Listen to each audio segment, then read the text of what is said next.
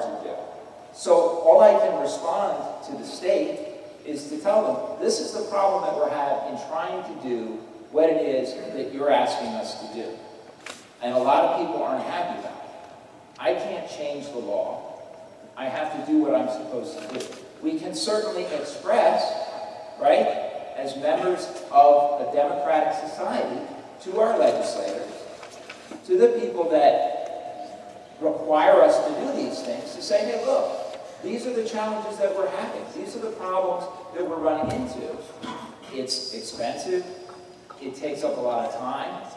And we're not so sure how much value it has to the students in this community. You know, and we run into this all the time when the state hands us unfunded mandates. This is certainly not the first unfunded mandate that they've asked us to do. And we're constantly confronted with this issue of, hey, you know, do we need this? How is this helping the students in our town? Unfortunately, they haven't really made accommodations. They have basically said, look, this is the rule. It's one size fits all, and everybody has to do it. That's another thing we've talked to legislators about. We've actually had meetings in the past about other unfunded mandates where we've had opportunities to talk to legislators and say, look, you know, is there any way that maybe you can have some accommodations if schools are successful, if they're placing students well in four-year colleges, and they are college and career ready? You know, at the same time, there are significant trends that, frankly, I think politicians are scared to death of. And they are looking to try to do something because they're really worried about lots of kids enrolling in college and not even completing college, not being able to get through freshman year without a lot of remediation. Yeah, maybe we're really fortunate that that's not much of a problem here in Basking Ridge, but I think they're worried about the whole state. So, you know, I wish I had a better answer for you than that, but I don't. We can ask our legislators, we can let them know how we feel, we can ask them to think and consider what you have to say, what this board has to say. I'm happy to help write and or edit a letter if you want to do that, but there's a finite amount. I can't just say, no, we're not going to do that. I can't say, well, here, public, this is how you can just avoid taking this test. You know, we've always had a test. This is a test we're being asked to take this year. We want to inform them of the issues that we have in trying to do what they are asking us to do. And that's the best I can tell you. I can certainly make available, when I send this out to you, this Q&A, in addition to an email address I can share with you where we can try to answer more of your questions.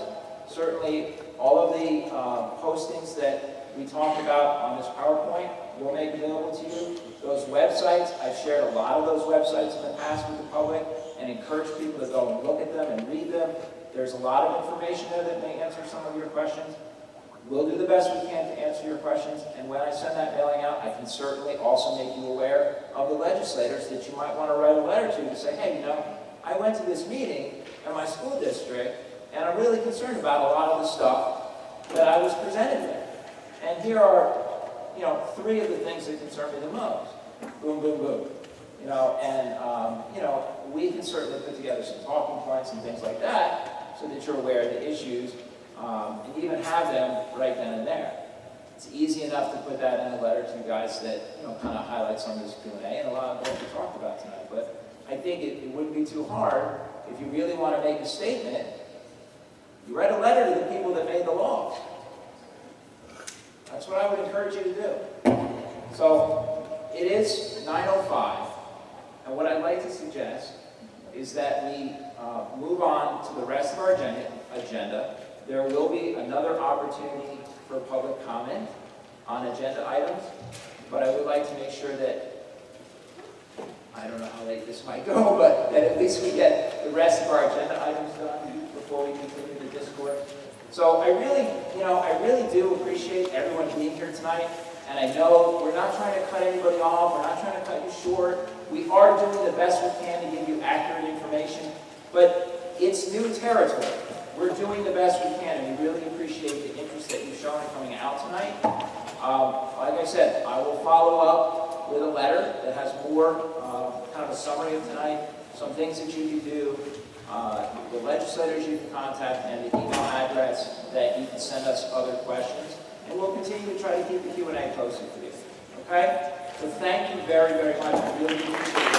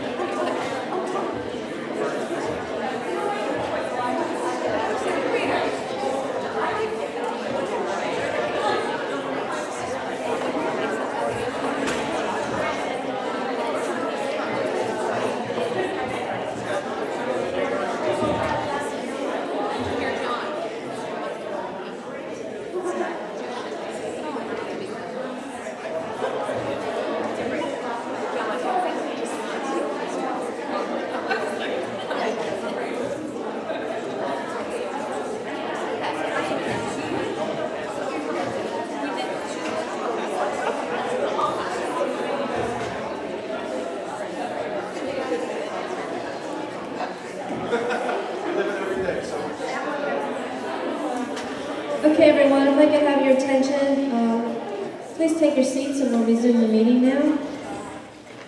We are up to item 13, which is the superintendent's report.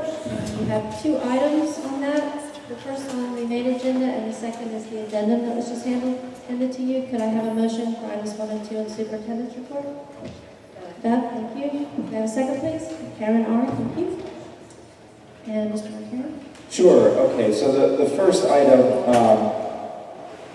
in the superintendent's report is our affirmative receipt of the HIB report. The second item, I wanted to spend just a minute reviewing. First of all, it is for the Ridge High School varsity competition cheerleading squad to travel to Orlando, Florida. This is the same trip that the students have earned the right to compete in since 2011. I do need to correct the dates. It should be February 5th to the 8th. February 5th is a Thursday. My understanding is they would be in school for part of the day on February 5th, and then missing school on Friday, February 6th, so that they can attend this trip. On Saturday, November 22nd, just this past weekend, the team competed in their qualifying competition at Toms River High School, and they scored high enough to earn a bid to the national competition in Orlando. So it is a prestigious event that they do compete to get into. The National High School Cheerleading Championship is the name of the event. It's sponsored by Varsity Universal Cheerleaders Association. And as I said, the dates are February 5th, 6th, 7th, and 8th. 13 cheerleaders with most of their parents and their coaches will be traveling together, staying in designated hotels. And the staff have also arranged activities in Orlando when they're not competing. Shuttle bus services will be provided to all the events, including airport transfers. Obviously, the team is very excited to compete on the national level. They've been working very hard since August, and they've earned this invitation to be part of the event. I got this note from Ms. Keating, who I believe is here tonight, and I certainly thank you for forwarding these notes because I wouldn't have known all of this had you not sent it to me. So thank you and congratulations to the success that the team is having. I believe Mr. Shello is here, and in a moment I'd like to kind of summarize some of the other tremendous successes that have occurred during the fall season. But for the purpose of the actual agenda and the two items requiring vote, this is the second item. And as a final note, Ms. Keating wrote that the interscholastic event is an important learning and growing experience for the students. As high-achieving students, they've demonstrated their ability to merge academics and athletics to be well-rounded student leaders with strong grades. So that is up for your consideration, in addition to the receipt of the HIV report. Thank you. Are there any questions or comments? Mike? The cost of that trip is paid for by the participants who pays for it. If you would, Ms. Keating, you could use a microphone if you wouldn't mind. That would be great. I think Mr. Shell is here too. I bet he's got your back. Do you need a microphone? It's on.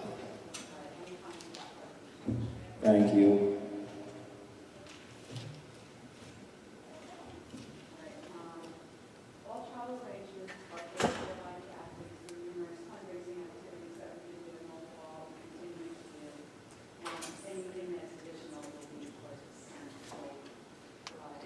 Parent paid, right?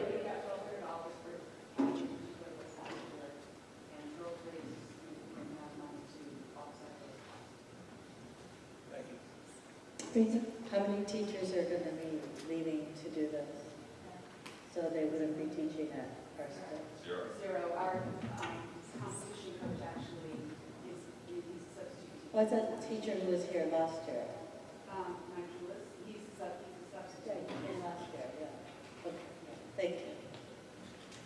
Any other questions? Okay, no? Thank you, Ms. Keating.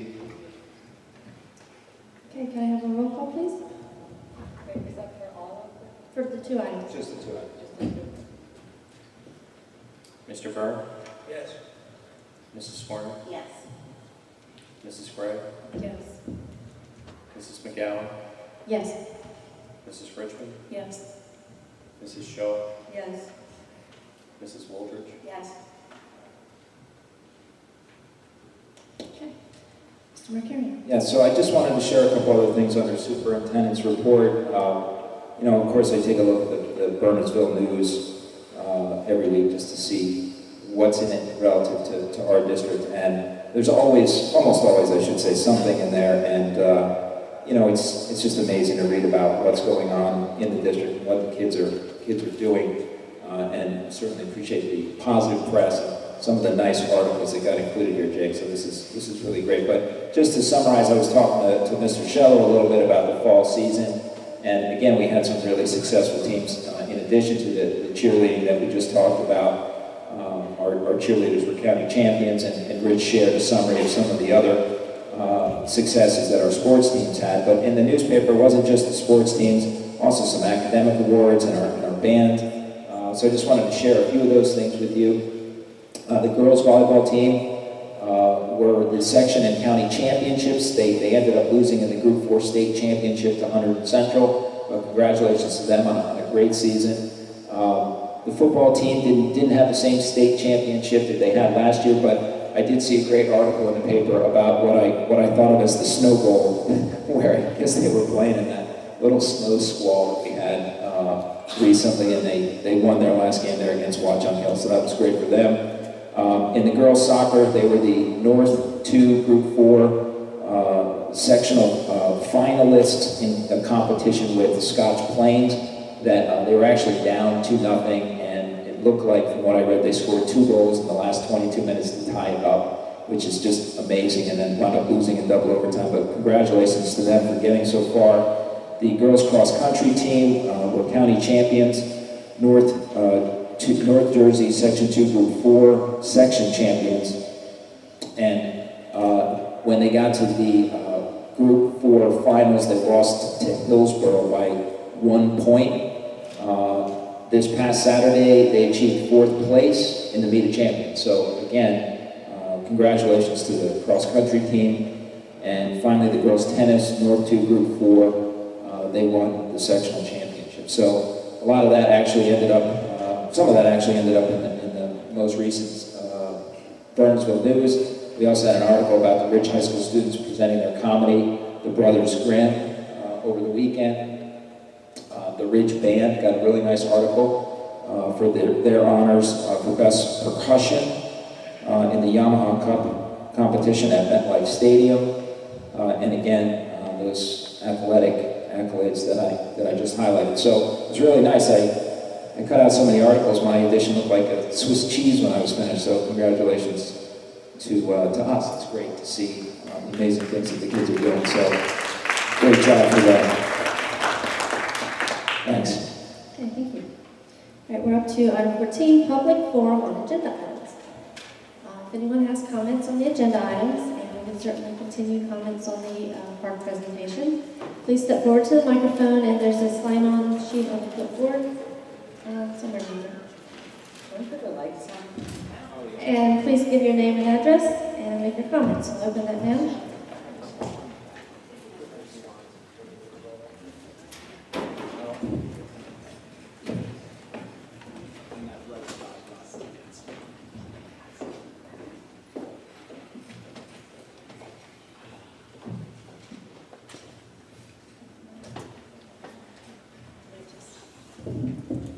Is it on?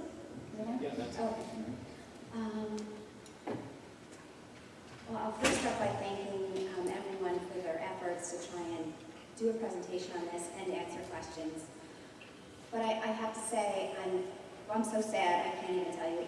This is the first time in a very long time that we've had a packed house, and it seemed rude, to be honest, to limit the questions, and I don't know, it didn't present the board in the best light. So I feel sad about that because so few people see all the work that you do, and they sat here for like 2 hours. So I don't think that was really smart. Anyway, my next comment is not so hot either. I'm starting to feel like I no longer recognize this district. There's no longer any transparency. And I'm going to give you 4 examples.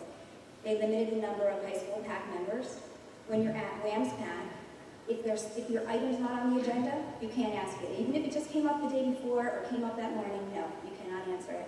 There's no more curriculum committee meetings that include the parents, with administrators there and with teachers there and all of that.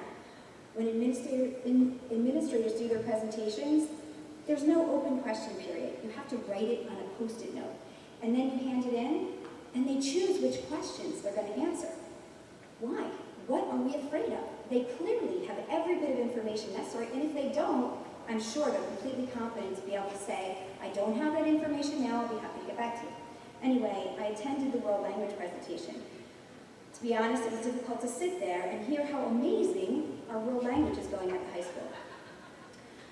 There was one bullet point in particular that I was hoping to get clarity on, the pace, the change in the pace and the renaming of the courses.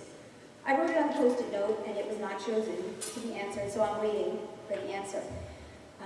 From what I've learned, what they intend to do is, and I guess I'm asking you, when the question and the answer comes out, if we can just focus on, I think the plan is going to be that there's going to be 3 years taught at William Annan will equal 1 year at the high school. But my concern is that the students who take, say, Italian as a first-year student, typically, if you're taking a first-year, if you're a first-year student, that meant you had a problem in, either you had a problem with Spanish or something else, or you most probably had an IEP. So to have IEP students do 1 year at the high school, and then in the second year, match up with regular ed students who had 3 years, I don't see it. I don't know why it wasn't discussed, and why people didn't have a chance to comment on that. Regarding PARCC, this was what my other question was going to be when Lucas here was, has there ever been a college that reached out to tell Ridge our students are not prepared? I've asked the question and I've gotten the answer is no. Why would we be so willing to make huge changes to our program that there's no evidence this new Common Core PARCC will work? And I know people say, well, it's a rule, we have to, there's no choice, we have to take this PARCC test. And my contention is, that's fine, we have to take it, but we don't have to do every single thing they say. If they say there's 43 topics to be covered in Algebra 2, we're paying somebody $100 grand. Let's say to her, pick out the top 15, pick out the top 19, just like Marion did in the old days. Pick out the ones we really need to do. Instead of ramming everything down their throat, having these kids be rattled, having us pay tutors, pick the topics. That's why we have amazing teachers. That's why we have amazing administrators. Why are we listening to some paid business consortium who doesn't know anything about Ridge? And there's no proof. It's not like they went and got Singapore math and said, this is tried and true. These Singapore students are always in the top in the country. This is ridiculous. I think it's ridiculous. My next point is, why wouldn't we defer to our amazing teachers to decide what's best for our students? And I want to know, what are the teachers saying? I really do. I know what some of the teachers are saying, but it's not being made public, and I really think. Anyway, I'm specifically here to speak about Algebra 2. This is the 3rd year I've expressed my concern that you deleted 6 to 8 weeks of review at the beginning of Algebra 2. Along with taking out the review, we've added a lot of new material, increasing pace and rigor. At back-to-school night, many parents were whispering about tutors and how rattled their students were. Ironically, the first evidence that I can see, if you look on the student profile, my daughter, mine's a senior, you can see that if you look at analysis, which was, the new pre-calculus, the 10th graders, when they first unveiled this Common Core, and they had all the kids were all praised and everything was crazy, and what it was like. They now went on to analysis. Were they ready for analysis? Because that's really what we care about. Do we really care about whether those kids could pass PARCC, or whether what this consortium decided should be in Algebra 2 is really in it?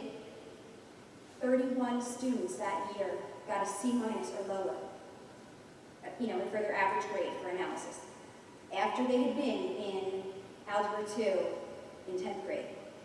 When you look back, because I have another one from 2009, you know how many got a C- or lower? 4. And it's not because the kids are stupider, it's not because the teachers are worse, it's something else. And even if you say there's more students, if you add it up, how many were in Algebra 2, it's like 2 or 3 different. So there's some evidence, this is not wise. And then, what's so funny to me is we had no time to go back and do the review, because clearly there's geometry in between, no time for review. But after they taught the first 2 chapters, There was a test on Halloween, 31st, and then they came back for Monday, Tuesday, and Wednesday. They did 3 full days of park review. I called the teacher, and who I love, I think he's great, and I said, what is going on? Why would we ever? Who the hell cares about park? We really want to educate our students so they can be successful in pre-calculus and calculus. And he said, well, that was decided by administration. All the classes are doing that. And he said, be ready. The next test on chapter 3 is December 4th, and we're going to do another period of time on park review. So someone said, well, this is the administrator saying this, not the teacher. It was really to review chapter 1 and 2, but there's no truth to that, because if it was to review, they would have done it prior to the test. That's not what they did. They gave the test, and then they gave these questions. My next point on that is, are we asking the kids, after we had, them spend a month and a half, 2 months on this material, how did they feel about park? Were they ready? Because I'll tell you what the kids are saying when they come to my house is, it was a joke, an absolute joke. They had no idea what the questions were. They couldn't, the way they were written, they were not comfortable with it, they were not clear on it, they were completely undone about those questions. So when you're doing it piecemeal like that, and we're still having this, I think implementing it at 10th grade, it's crazy. Maybe if you do a third all the way across. All right, and my last point, which is really wrap up, is I was hoping to say this in front of the whole group because I think this is the biggest thing. I read Ms. Hudak's letter to the 6th, 7th, and 8th graders in the middle school, and I have been speaking to her for about 3 years. We need to change the PR campaign and explain that a huge percentage of our children should be taking Algebra 1 in 9th grade. There's no reason to do it any other way. To have them be stressed out in high school all the way from 10th, 11th, it's ridiculous. When you're having, and if you go back, remember how I said there was 31 C- or lower? It's over, almost, I think 60, 50 something, who were B-, and according to Marion's thing, you wouldn't be able to go on to the next level if you were lower than a B-. So we're losing a lot of kids. So we got to go all the way back and say to these kids, do not do it. It's not worth it. It's not smart. We're jamming tons more material into 7, tons more into 8. It's going to be a disaster. So my one other suggestion is maybe we can use math. We have these amazing math tests, and I talked to David Hunter and Sean about this a couple years ago.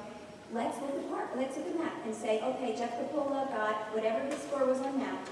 This is how he's doing in, but this boy who got 40 points lower, oh my God, he's dying here. And the teachers know how to tutor, even if they don't know consciously. Maybe there's some predictor. Because I know for the parents, they feel this pressure. You have to go forward, you have to go forward. And the grade of an A- in Algebra 1, it does not translate to what you end up with in Algebra 2, or the stress, not the current program anyway. So I feel like maybe there's something. Maybe math would be something along with stricter criteria or a test to move them forward, and then have them have to do math topics or whatever the heck the option is after. There's nowhere to go after Algebra 2 if you want to go to college or whatever.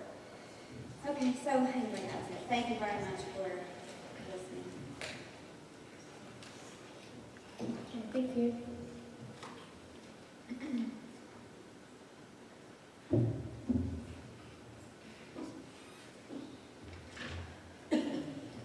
Good evening. Laura Begg, 15 Pitney Court. First, I also want to thank Dr. Heineman and Mr. Hall and Mr. Barone for their presentation tonight. Not an easy topic in this district, so I appreciate it. I think that our community is just waking up as it pertains to park, and maybe that's why last year when news of this test first hit, people weren't exactly engaged in the discussion, but I can tell you they're engaged now. And I too am disappointed, as Michelle was, to see that most of the people were not encouraged to stick around for the public comment section. It sounded as though they were being dismissed to a degree. At any rate, I do think that the presenters are being somewhat optimistic. I think that this test is fraught with problems and difficulties, not just the administration of the test and the technology behind it, but the impact to the students. And I wanted to say a few things to the board, mostly, regarding my feelings about this test. I understand that you're in a very hard position because you've been given a state mandate and you have to act on that state mandate. And when most people view it as a test that's detrimental to the education of our students, I imagine your job is that much more difficult. Nonetheless, I don't think that our hands are tied. I think that there are going to be some other people who are going to address what truthfully our legal requirements are as it pertains to implementing PARCC, and perhaps some other discussion relating to pushing back. And as other states have done, I think it's important for the community to know that we are one of only 12 states in the country who actually are implementing PARCC, and several who began the implementation have absolutely across the board opted out. Right now, Chicago is one of those major cities that's looking at opting out. There are lawsuits all over the country about the implementation of PARCC, and I think it's important that people understand that and have the depth of knowledge around this topic in order, just to be well informed and to know what they're entitled to do as it pertains to their children. But I'll make my comments. As we heard from Ms. Shadis 2 weeks ago in the last board meeting, Bernards Township is a high-performing district. We all know that. We're getting higher each year, as shown in her data. We are not a focus district or a priority district, as some who are required to implement PARCC may be. We never have been. We've always done well in our ranking as compared to other districts and to the nation. We have just shy of 98% of our students going on to four-year colleges, and more than ever heading to top institutions. If you talk with those students who are already in college, you'll hear about how easy their transition was to the college level and how prepared they were coming out of Bernards Township. So that brings me to a number of concerns regarding this implementation of PARCC, which resulted from Common Core, as we know. First, I would like the board to take action. I would like to ask that our Board of Ed fully advocate on behalf of our students and parents and send a strong message to the state that we are against PARCC testing, whether that be through the letter writing campaign or through your own individual meetings or group meetings that you have at the state level. PARCC is a pilot test that is causing a large deterioration in the quality of education provided to our students. It's based on Common Core standards which are not completely and fully implemented yet in our district, and which are new nonetheless. The pace of the instruction now is much greater in the classroom. As PARCC tests hit every area of the Common Core curriculum, not just certain aspects of it, as with New Jersey Ask. This creates an accelerated course for students where review is unavailable and questions are not answered for the sake of saving time.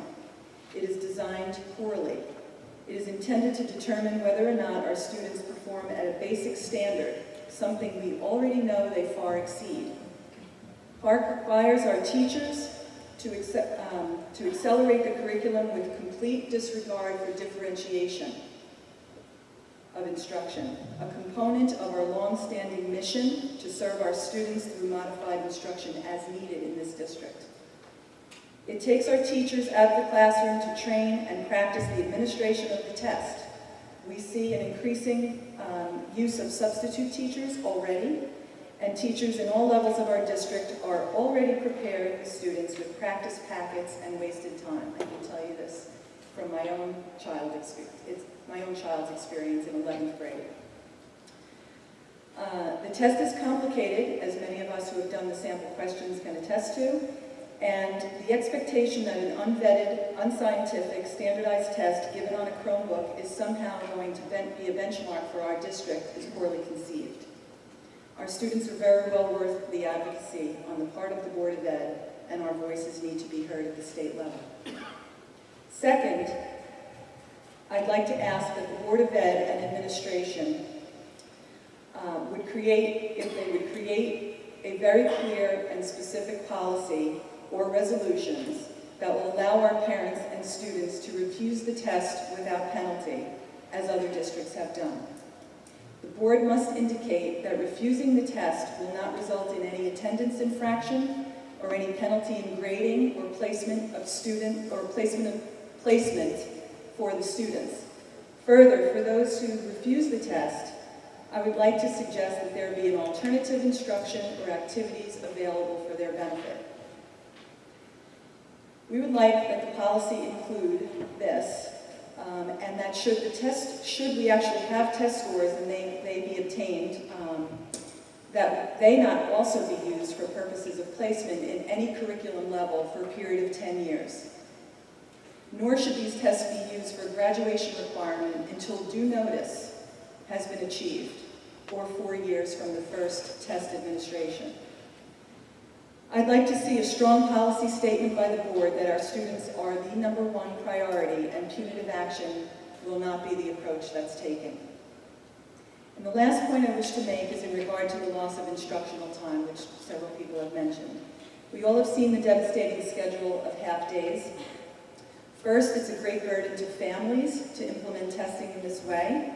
However, the greater issue is that the loss of instructional time is incalculable. And it's apparent that there is no monitoring of the process that is already in play. Teachers are already prepping students for PARCC, and not just for a day, but for several days. Several days of instruction and review have already occurred at all levels in this district.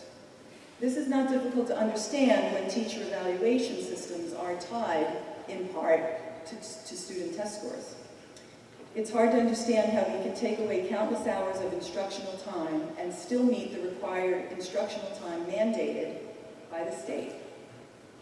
Parents may not be aware that the testing schedule is set locally, and that we can do our best to alter this for a lower impact, as even some of the board members have suggested perhaps next year. I'm suggesting that we look at that this year. Keep in mind, 4th and 8th graders are also taking New Jersey Ask, and multiple levels have already taken the MAP test and will again in the spring. So the loss of instructional time for purposes of standardized testing is tremendous.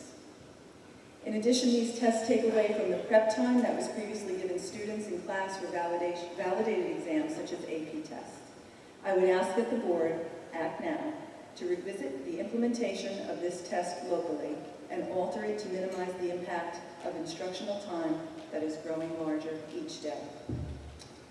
The implementation of PARCC needs to be revisited now to reduce the impact to the student education, to stop the use of class time for prep and pilot testing, and to ensure that we are addressing the needs of our children and families by advocating for them and creating policy and resolution locally to support them and protect them. Thank you.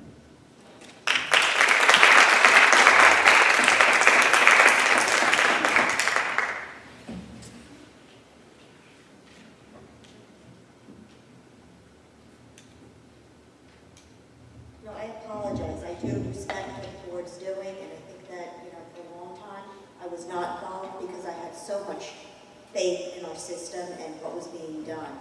And I can see that a number of you do really care about what is going on.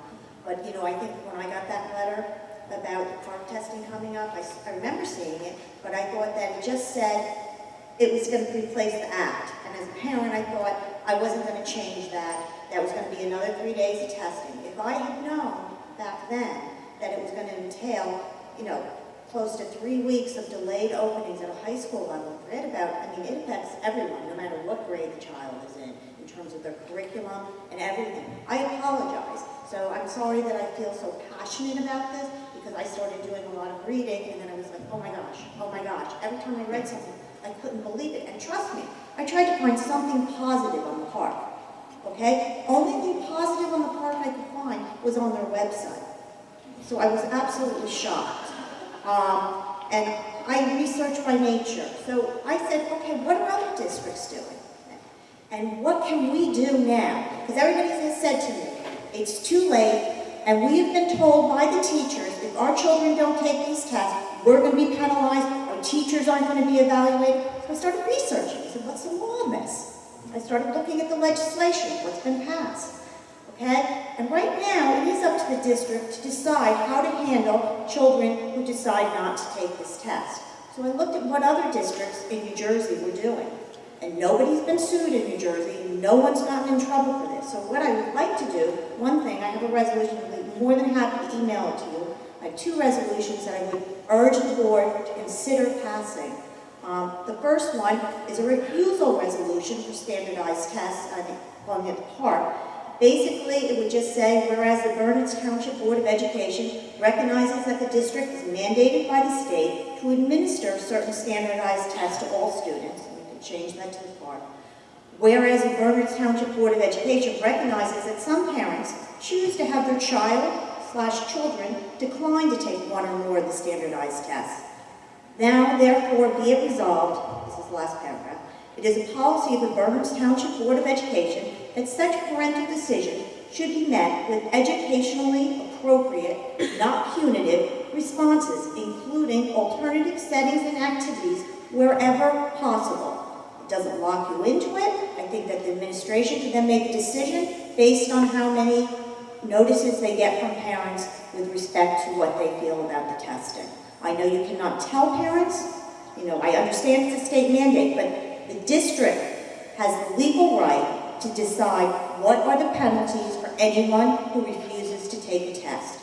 And there are I understand certain regulations among the board itself where you can set graduation requirements, and there's a certain waiting time for those as well. And since the park is not a requirement for graduation at this time, I would strongly urge the board to consider this resolution, which the more proactive districts in the state of New Jersey are doing, where this way teachers will feel a lot less pressure. I also have a second resolution, which I have typed up, and I'm more than willing to email it because I thought it would save everybody a lot of time. I took this resolution from several, probably there are at least a minimum, and trust me, I'm researching very fast and working, and in the last couple of weeks I've only recently gotten involved, so I apologize. But I can tell you that there are an infinite amount of districts that have this resolution, including Ridgewood, Bloomfield, Montclair. I mean, there's so many. And there's ones down south. This resolution essentially says, and I can hand them up to the board, you can take them home, and like I said, I'm more than happy to email these. But basically, this resolution has been adopted by numerous townships, and it basically talks about the park assessments and how they've been mandated to do these tests. They're underfunded. They're telling the state that they do not approve of them without reading it verbatim. And it basically also is in support of the Assembly bill and the counterpart in the Senate, which is seeking to get a moratorium on these tests. So basically, I know I agree with you. I have also gotten form letters for parents to write to legislators, but I would prefer to obviously see yours because I know you have a lot more experience in this area than I do. But all of these forms that I have been preparing and taking off the internet and catering to our district are ones that are being done throughout the state and throughout the country, not in terms of the resolutions, but the resolutions are New Jersey based. So I strongly urge our board to consider the passing of these two resolutions. If you want me to, I can read the longer one, but I don't want to impinge upon everyone else's time who would like to speak. But I can tell you, just listening to some of the comments, you go, oh my gosh, that's been happening to me too. I mean, both my kids, they're taking algebra and geometry right now. I have to have tutors, okay? And I guess I'm fortunate in a sense that I can work to try and pay for that. But I think in this type of district, I do not have dumb children, and if I did not get the tutors, they'd be failing right now. And I really think that that's really sad. And my kids have both said to me different things. One came home and said, Mom, I really don't want to go to school the next day because I'm going to fail the test. I said, the first two, day 1 and day 2, I understood everything. Day 3, the teacher said, we have to go through it fast, we can't take any questions, and we have to have the assessment because we have no time. And I'm hearing this throughout the district. And I don't think it's the teacher's fault because they feel this pressure to administer the park. I mean, I looked at my son's work. They're all park questions now coming home. And for a test that is going to be obsolete probably by next year, is my prediction, based on the fact that over 6 states in the past year have already completely opted out of the park. And that's not to count all districts in various states that have already opted out and not the full state. Like in Massachusetts, there's many affluent districts that were already, and not just affluent, any district that was running well. You know, this is a test that is for college readiness. When you have, and we are lucky to have 98%, but when you have a district that hits over 90%, I think that's phenomenal. And now we have someone telling us that they're going to tell us how to assess if our children are college ready. I'm telling you that long term, this is going to destroy the education that you have all worked so hard to build in this district. Thank you for your time. I really do appreciate it. I'm sorry I sound so passionate. I appreciate everything that's being done. I did appreciate what you presented. I just am flabbergasted by the time and money that is going toward this test. And I'm sorry, one just final comment. Another thing in the resolutions, most of the towns are passing are saying that they have the option to either do computer-based testing or paper and pencil. And that's to account for if you have electronic glitch. You know, all the time you're going to lose. You have to have alternatives. And I think that there are a lot of districts in this state that couldn't do what the state mandated, and they're not doing it. And they're not getting penalized. So I don't know why we have to say we have to jump and do whatever they say. I think that we have to stand up for our rights, and I really strongly, urge the board to consider these two resolutions because they are modeled after other towns, and I think that no other town has in court over these resolutions. And I strongly urge you to adopt them. Yes, I agree with you that there should be a letter writing campaign, but I also think by Basking Ridge standing up to this and passing these resolutions quickly and without delay, they're going to send a message to the parents, because the parents need that message from you. And they haven't gotten it. And I apologize. I know you can say we know what time we meet, but we didn't get it. And people are just starting to wake up now. And we need a strong board behind us, because the parents will follow suit if they know what your position on this is. And so we're really asking you to strongly consider not penalizing any parent who refuses to take this test or refuses to allow their child to take this test. Thank you very much. Should I hand these to someone to pass out? If you'd like to pass them out, you can work hard copies. You can take them.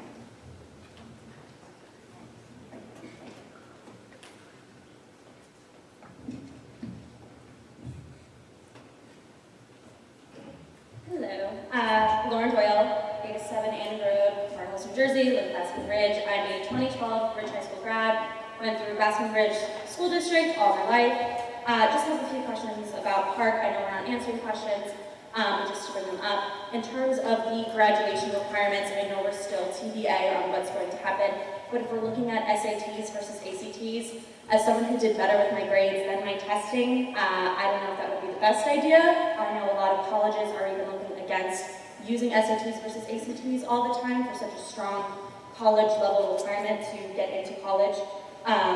So just matter of thought. Also, I currently am a junior at Penn State University, in case you're wondering. In terms of the accessibility feature, this is very random on the test. I know you would need like an advance notice of these things, but it was kind of unclear as to what sort of proof there would be for that, as a matter of simply a student just asking their teacher, hi, would you mind if I could somehow get this color-coded versus not, or would they need like a doctor's note, would a parent need to be involved? Just a matter of clarification with that. The next thing I saw as a major concern, I know people brought it up, was the matter of APs. To be completely honest, your juniors who are not going to be graded on these PARCC exams aren't really going to care about them.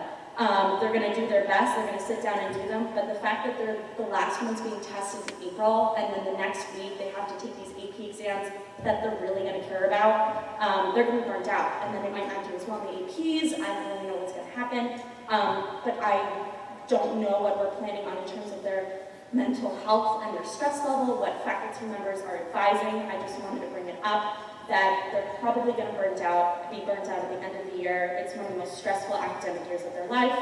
I know, I took many APs. Also, in terms of the younger kids being regulated on the computers, the 3rd through 5th grade is kind of what I saw as a concern. I know we're having them tested in January, but I just don't know if third graders are going to be that concentrated on the computers, so I don't know if there's a teacher regulation situation going on, if they're going to be closely watching, but I'm sure you would know this, to regulate them more than the older kids. I don't know if they're going to be able to do math on the computer. It's just kind of more difficult that way. Also, in terms of the testing in general, this January test, I know the district hasn't tested PARCC as much, but it seems to be unclear as whether the government has. It's unclear if this January test is the government's way of testing, or if this year is the government's way of testing PARCC in general, if this is just some big guinea pig year. I don't know if you guys know that, I just thought I would bring it up. And overall, just PARCC test prepping versus the curriculum prepping, that seems to be a major concern as to what the year is being focused on. I know a lot of kids are just really, especially when they're getting older, just trying to get the information they need to get into college. And if we're taking so much time of the year focusing on PARCC and everything like that, it just, I don't want to say it seems like a waste, but it's just a major concern. The classes are already cramped enough. I know the AP government econ class, econ is the first half of the year, Gov is the second half of the year, but the AP tests start at like the beginning of the last marking period. So AP government, which should be a full year class, is like crunched into one marking period, which is kind of ridiculous. I don't know if that's still how it is. It was in 2011 when I took it. And if we need to crunch it again for these PARCC exams, it just seems like almost too much for these kids. And everyone in this district is really in a great place, but it almost might just get to be too much for them. And you guys know that this district is a high-performing district, and I remember hearing some sort of lecture, I think it was from Mr. Ostrowski, about pressure being a privilege, and how we're in this great district, and we're under this pressure, and that means we'll be able to succeed more because we were privileged to have this pressure. I don't know if that makes sense, but it's 2 sentences worth of that big lecture. And I get it, and it makes sense, but are we just kind of making it too much on everyone in this district? From 3rd to 11th grade, the fact that there wasn't state testing in 9th and 10th grade, that was awesome. There's so many tests that goes on, and not everyone's the best test taker. And I know at this point it's not really your decision as to whether we're doing this or not, but it is your decision as to what we can do about that. So I just thought I would bring up these points, since I am a recent student. So there you have it. Thank you for your time. Have a great Thanksgiving.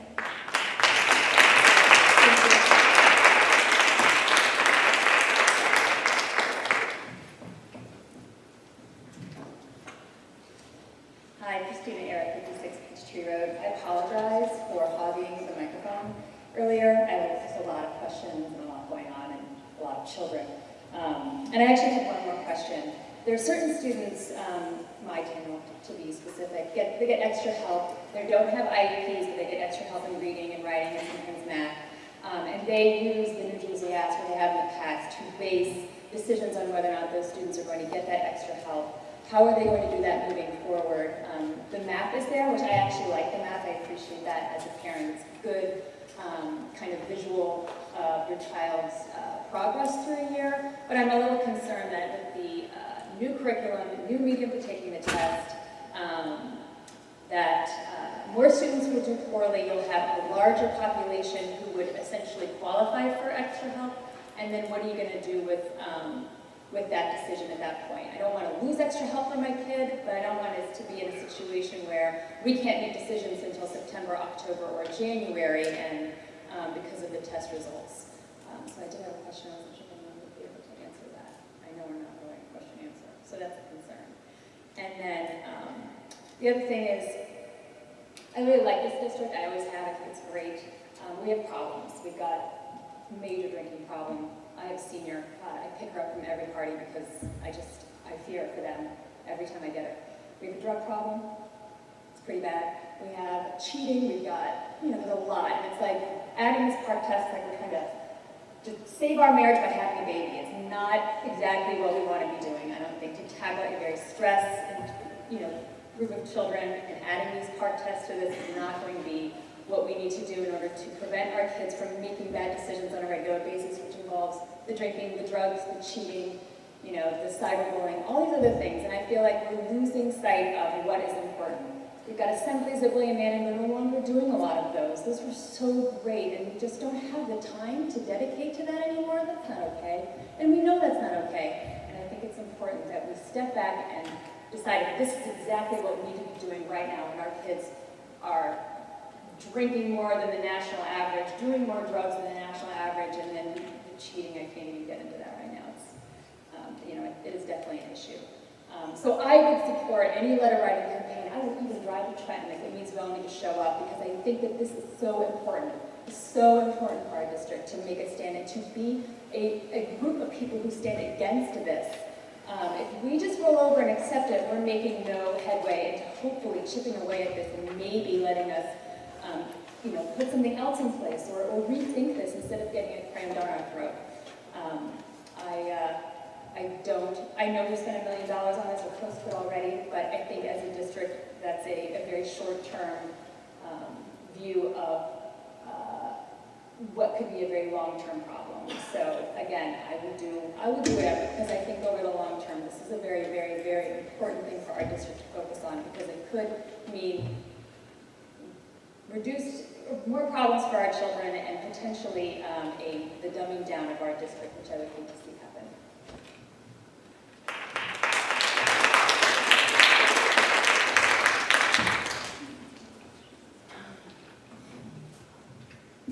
Hi, Lisa Winter, 507 South Maple Avenue. I had a whole thing planned, but I'm not going to say it because I was going to try and convince you that reliance on standardized tests is bad, but I think you all have a good sense and share a lot of the concerns we have, which is, I'm really happy to see that. So we're all concerned about PARCC. I just want to say, one of the things I was going to say is I'm not against testing, and I'm sure you're not either. I used to be very against standardized tests until I was actually on the board, and then I realized, they're very helpful. It's very helpful to get a measure of how we're doing compared to other towns, how my kids are doing compared to other kids. So I think what we've got a problem with is this PARCC testing is just way, way too much. I think it's just crazy. So it's not that standardized tests are bad, it's that this just goes way beyond. And I was going to go on and say why I thought it was so bad. I'll just say a few things about PARCC that concern me. Beyond the cost, which concerns me a lot, I mean, it's great to get all the technology. However, I have to say, I still feel like we could use smaller class sizes at the high school. My daughter has a number of classes of 30 kids, and that's just too much. In history, that means you can't do discussions, you can't do debates. We still have an issue with big class sizes. So it's nice to have the Chromebooks, but I personally would rather have more teachers. But I'm also concerned about, we lost the quarterlies, and we're not the only district. A lot of districts, it turns out, they're getting rid of midterms, they're getting rid of finals, because they can't do that and do PARCC. That's a shame. Those are teacher-developed assessments that reflect what's going on in our classrooms. We're replacing those with a national standardized test. That, to me, is a real loss. My daughter said one time, her quarterly was a graded class discussion. So teachers had the ability to modify the test according to the class. I guess that's all gone, not just with us, but with other districts. I'm really concerned how PARCC is so closely tied to the Common Core standards. We've always had really good standards in New Jersey. I'm not going to speak about Common Core, because I don't know enough about them, but the way they're so closely tied to PARCC changes what happens in the classroom, in my opinion. It just seems like the teachers just have to move in lockstep toward, covering every standard before the test. And Linda, I thought your point about how we actually have a 60% part of our year going by before the first PARCC was a really important observation, which I didn't realize. So 60% of the year before the first test. And it makes me realize this is why my sophomore is so stressed out, particularly in math. And I'm going to mention Algebra 2. She's my third child in the district, my older two, no issues with Algebra 2. No issues at all. They worked in math, but they did fine. Algebra 2 was not this terribly difficult year. I don't know what's going on this year in her class. I've never seen anything like it. She tries to proactively ask questions. the sense I get is we don't have time, we have to move along. So I'm like, okay, I guess I gotta get a tutor, I guess I gotta work with her at home, I guess I gotta homeschool her on Algebra 2. And it just makes me realize that what I think might be happening is, I understand that PARCC measures every single standard. I think I heard someone at the State Board of Ed say that MJ asked us to do a sampling of standards, and I may be wrong about that. But PARCC is getting every single standard, so the teachers have to get every single one taken care of. No time, if the class is confused about something, no time to stop. And I would imagine if you didn't have PARCC, that when a teacher teaches something, and for some reason the class is having a hard time with this concept, they're able to stop and focus on it before they move on. And I feel that it's just not possible, because how can they move on when they only have 60% of the year to get to before the first big test that teachers are evaluated on? So there are just so many concerns with PARCC. Again, I wonder what's happened to differentiated instruction, which used to be a big goal in our district, and I thought our district did a really good job of it. You know, I think because our teachers are so good, the administration is so good. You know, not, I think every district could do differentiated instruction well, but I felt like we did. I don't see how you can possibly do that when everyone has to march along to get all those standards covered. I'd love to hear your thoughts sometime on that, but that's a big worry of mine.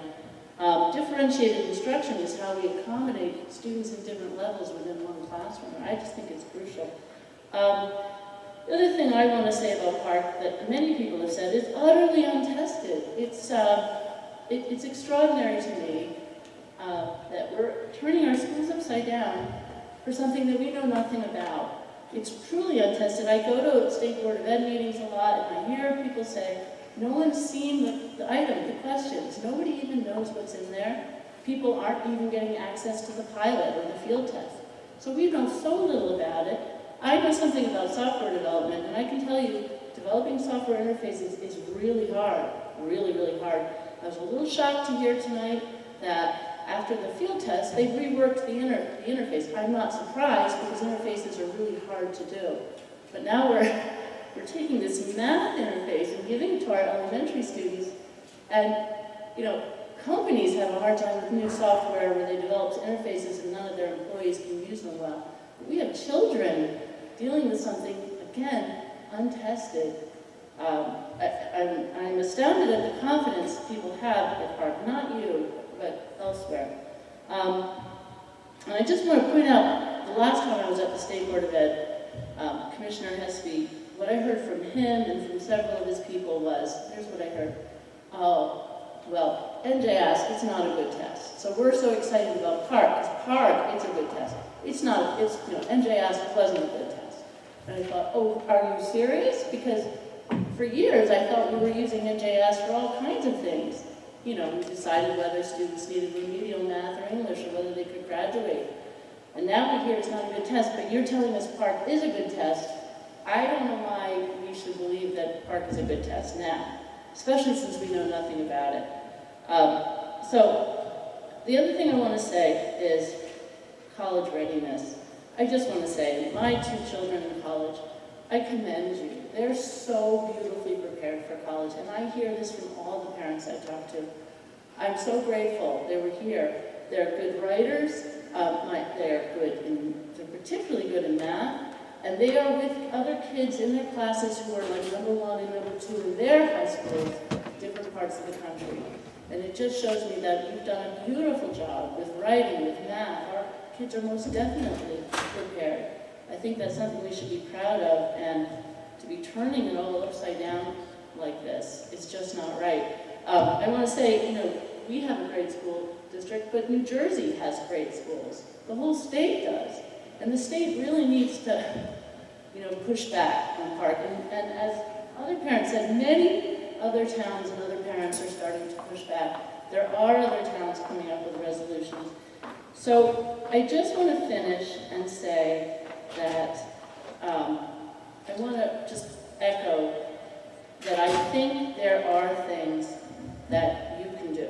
And I know that, you know, you didn't create this situation, and I don't think, Mr. Markarian, there's a lot you can do, to be honest, because, you know, but I think there are things the Board of Ed can do, because you're elected. you can't just obey the state, you have to do what the state tells you to do. But most definitely, you can take a position. If you have concerns about park, you can advocate about it. You can support legislation that's at the state level. There's a lot of different legislation coming out that has come out and that is going to continue to come out.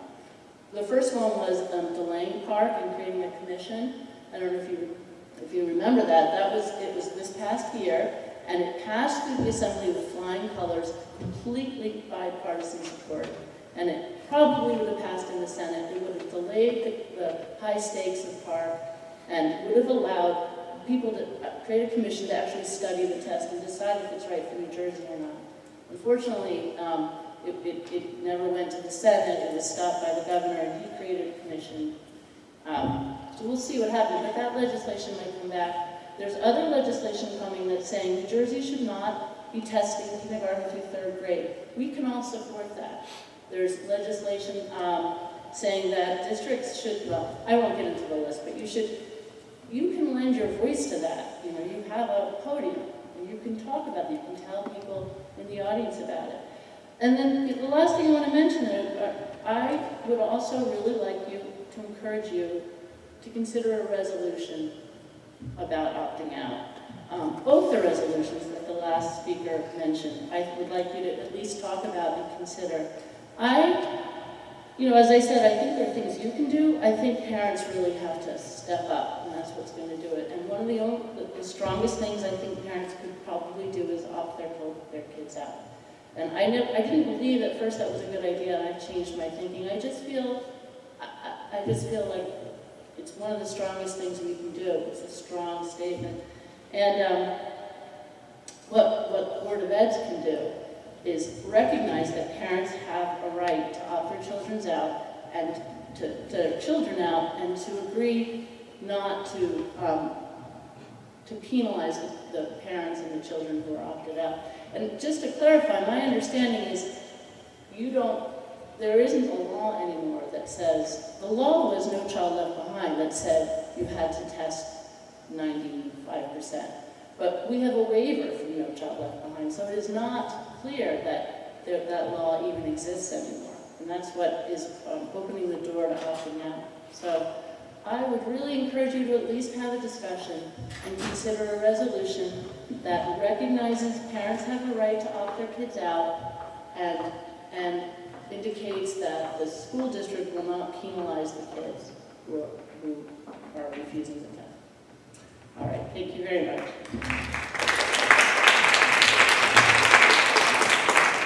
Thank you.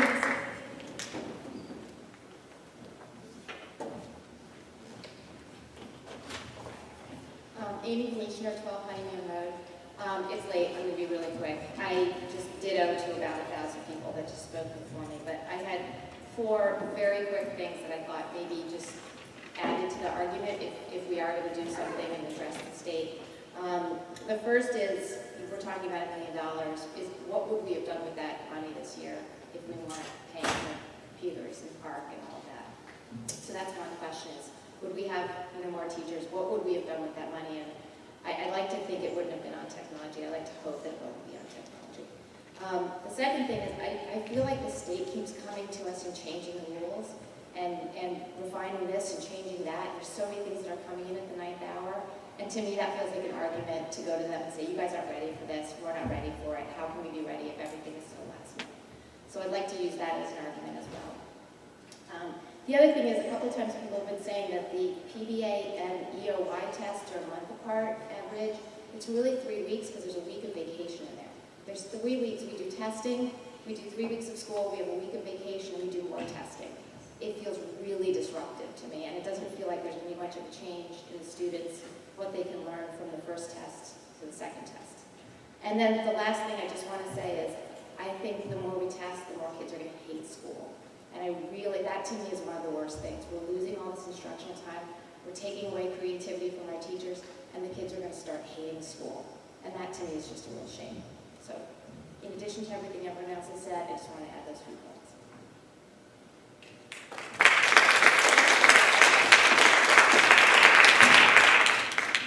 Thank you. there anyone else for public comment?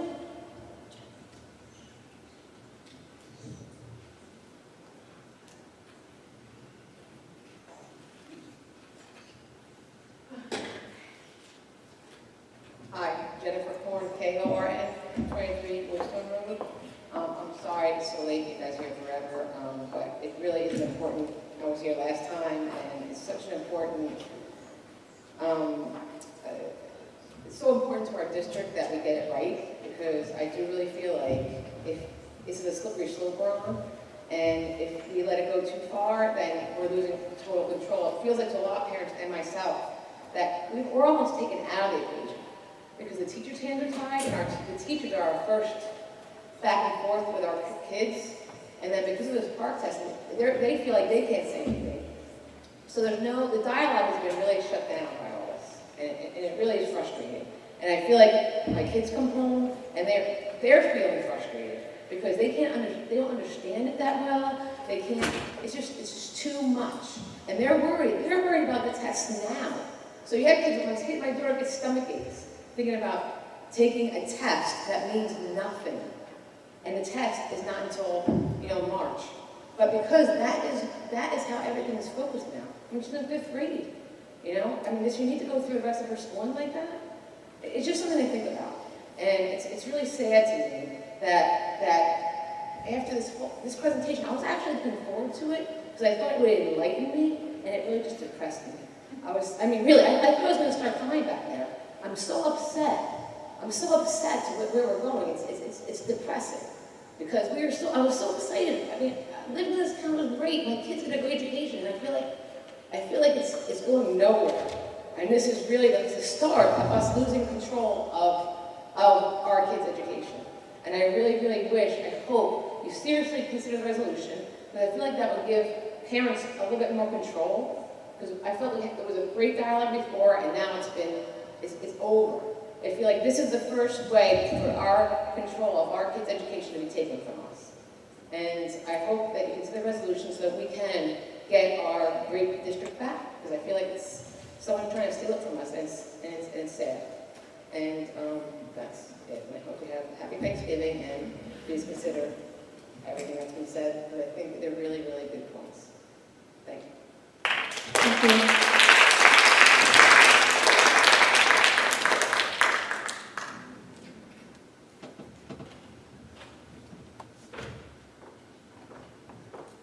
Jennifer White, 65 Winding Lane.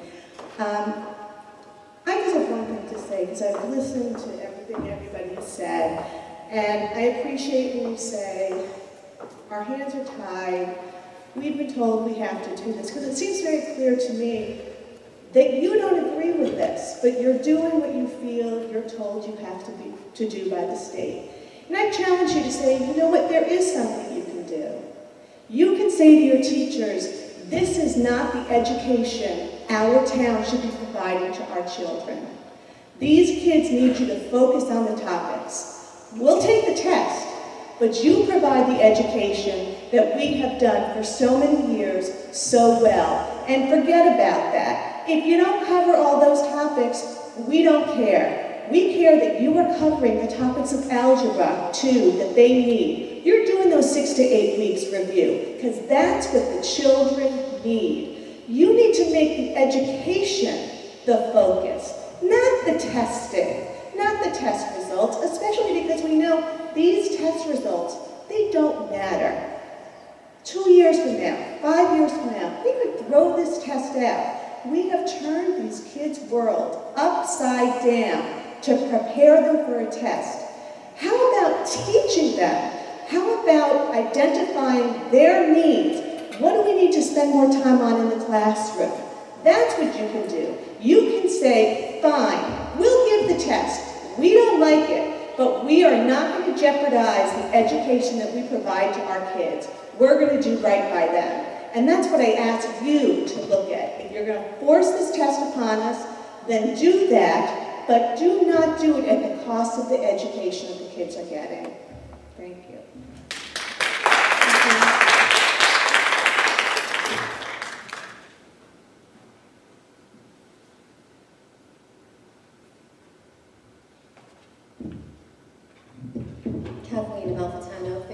Riverside Drive. I didn't plan to come up here to speak, but as a parent and as an educator myself, I am an arts educator. I train dancers. If I were to train my dancers the way this test is being implemented, I would not see one person on stage performing correctly. I would have so many issues with my students that it would be an abomination of a show. And that's what we're doing. It's an abomination. It's outrageous. It's deplorable. As an educator myself and as a parent, especially as a parent of a student with an IEP, who can't even follow multi-step directions sometimes, and we're asking him to take a test on a computer that has so many multi-step directions that I don't even know what he's going to come out with. So I would like to know the answers about that, about an IEP student, most of them who are not going to be able to take this test and feel successful. And that's the one thing that we want to try to make kids become, is successful. And when they don't feel successful, they don't try. They don't make change. They don't care. And that's what we've done. So I hope that that's the goal, mission accomplished. But until we have a change and we stand up and say, you know what, this is nonsense, and we know it's nonsense. They know it's nonsense. We've got to do something.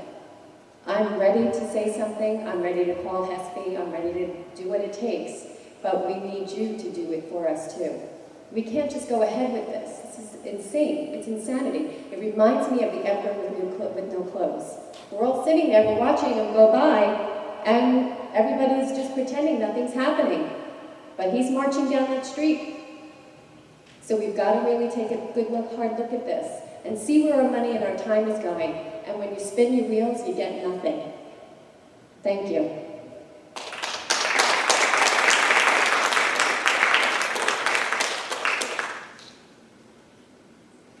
Okay, is there anyone else for public comment? On the agenda items. Okay, seeing none, I'm going to close that, and that brings us up to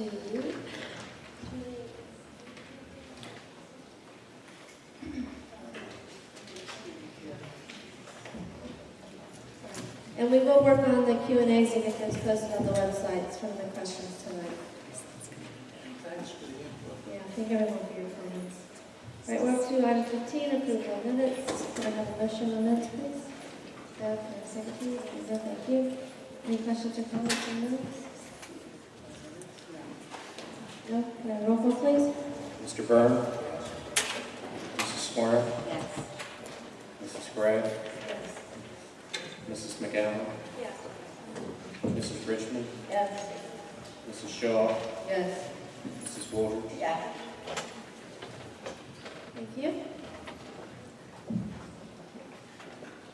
All right, now we're up to our committee reports, and we have first finance. And finance also has an addendum, which is item number 16. So can I have a motion on items 1 through 16 on finance, please?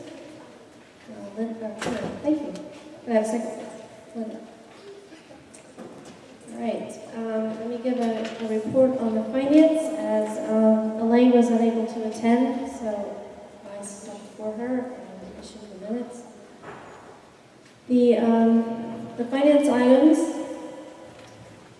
let me start with those, and after we've voted that on these items, I'll come back afterwards and finish updating you on any other items that took place at our meeting.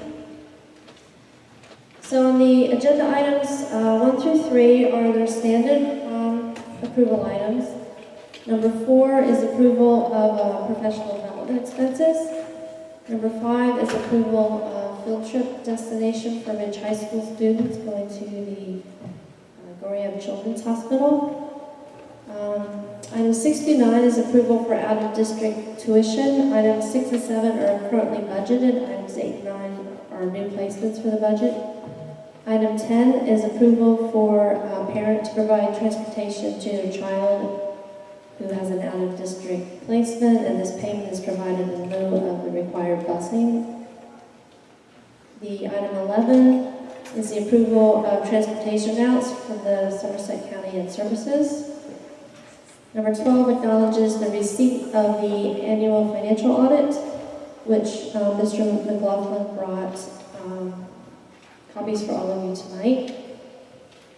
And I'll discuss that further in a moment. And item 13 adopts there were 2 items for corrective action on the audit. And last but not least, item 14 and 15 accepts 2 very generous donations from both the Ridge PTO and the William PTO.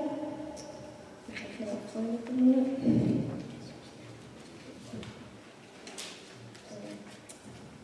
It was $20,000 from the Ridge PTO and $12,700 from the William. And then our last item is number 16, which is what Lisa Gorab was here and discussed with us earlier. So just to talk about the audit for a moment, during the committee meeting that we had, Scott Clellan, who is the partner with the firm, partner in charge of the firm that does their audit, the Wiese Company, met with the committee to review the results of the annual audit. And first, it's noted that the district has a very strong financial position and that the audit report issued was a clean audit opinion. And this is the highest level of opinion that can be attained, and it indicates that all the items requested for audit review were verified without exception. And he also noted there were no material weaknesses or significant weaknesses in control that would negatively impact district financials. We also reviewed the reserve levels that the district has attained. First, we have a capital reserve fund that has $6 million estimated, and that includes the $1.9 million that was appropriated in June to the capital reserve. There's a maintenance reserve for $4.5 million, and that includes $625,000 that was appropriated to restore it to the maximum level that's allowed. And then we also have reserved excess surplus in the amount of $1,184,000, which will be brought into revenue for the 15-16 school budget. As far as the audit findings, there was one reported that the IDEA reporting underestimated expenditures in the 12-13 year. That resulted in inflated carryover balance for the 13-14 year.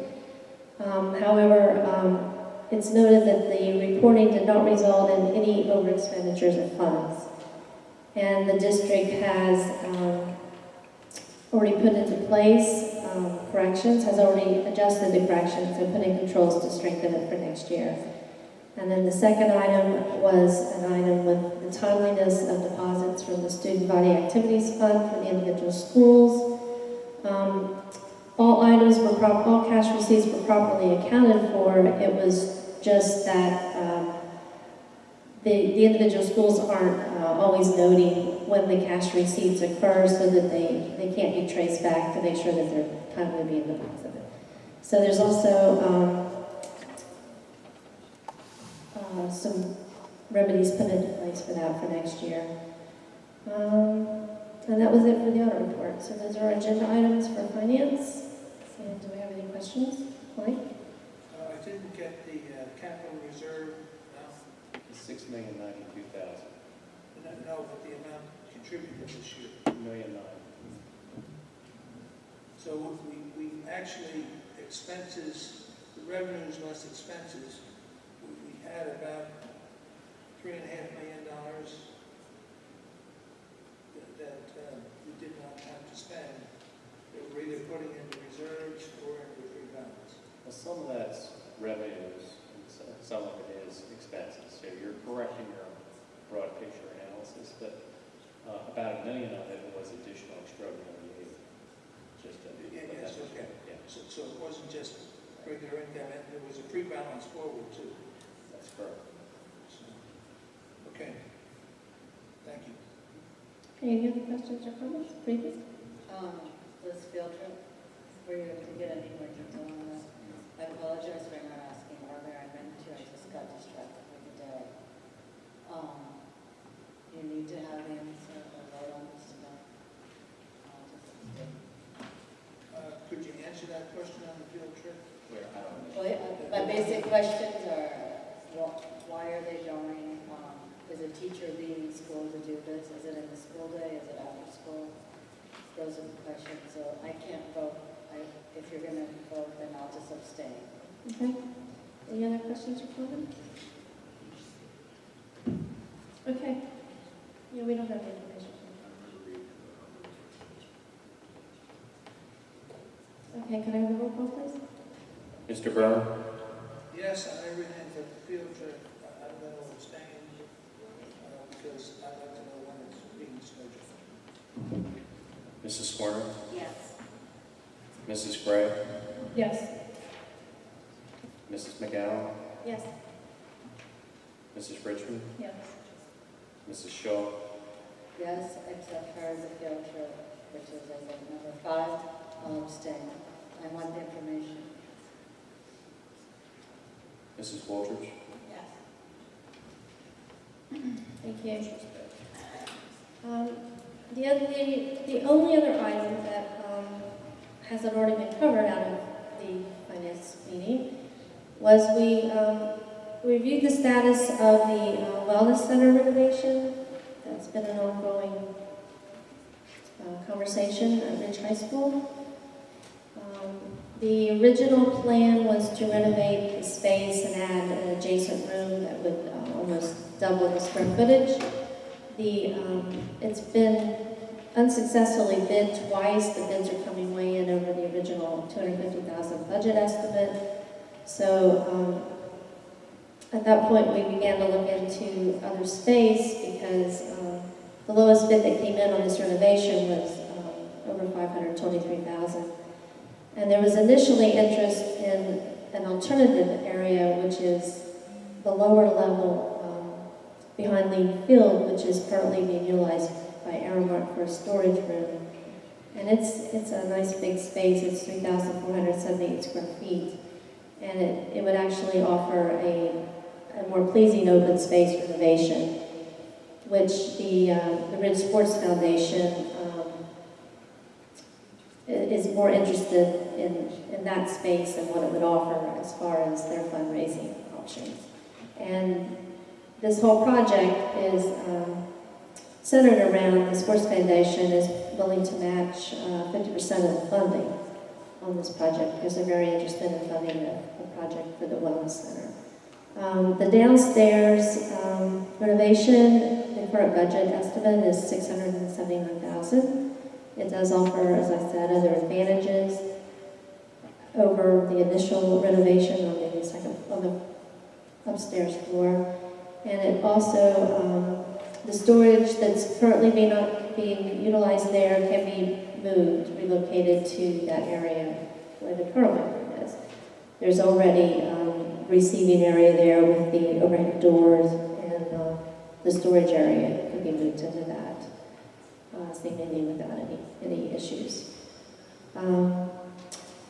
So the committee, their major concerns were, of course, the large cost associated with it, and the majority felt there was a need to be able to utilize the space during the day for teaching space for the PE students, and that they wanted to see that all sports teams would have equal access to the facility for training after school. And we had asked for more information, and Mr. Scheller had written to the board, which we always see in our packets, how he envisioned the curriculum could be and how the weight room would be utilized. So at this point, I don't know if anyone has any questions on it. Preeti? Well, originally, my understanding was there was a priority list of facilities activities. There's the science rooms in the middle school, and I think somebody talked about the entrances to the elementary school, and then this, and there's also the water drainage on the football fields and through the backfields. And I just think this originally small project has grown so much that it needs to be compared to the other big projects, and a priority decided within finance or facilities before it comes up to the board. I'm not comfortable talking about this in itself because now the cost of it has gone up to be similar to these other big projects. So I'm not sure if we're going to vote on this or what are you? No, we're just looking for opinions on it from the board. It's the cost to the board would not presumably be the $671,000. It would be 50% of that, as we estimate, because the Red Sports Foundation, if the Sports Foundation is interested in getting involved in this, they may possibly be able to match, 50%. But originally, we didn't even want to do so much, but because it was only 150 or 125 in the beginning, I was more willing, but now it's just increasing so much that still I think they may or may not match it, we don't know. I'd like to prioritize what our big projects should be for whatever reason, either within facilities or as a board forum, and not tonight, but going forward. That's my only thought. Thank you. That wants to do Mike. it. Mike? The original estimate was around $250,000. The bids came in at $523 or even higher. It raises a question in my mind, do we even have a clue on what we're doing? So I did take the time to look at this $670,000.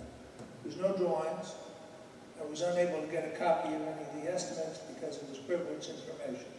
I didn't have time to get the input, to sit there, because I wanted to take it home and study it. I would say that this is a very poorly thought out project, particularly in light of the first one. And we could fix the weight room currently for $100,000. It wouldn't do what everybody else wants to do, but it's a big difference from $630,000. I don't think the architect and the group working on it has a clue of what they're doing. To be out $250,000 and come up in at $523, and now to come in, now they don't want to know light, they want to make sure that they're over budgeting. So now they've got $670,000. The space is about the same. And no, not much. Very close. And there's an elevator, chairlift to get the special ed students down, handicapped students. I don't have any problem with that, but I just think it's a terrible extravagance. And all being hammering the floor so that the special rubber floor can go down.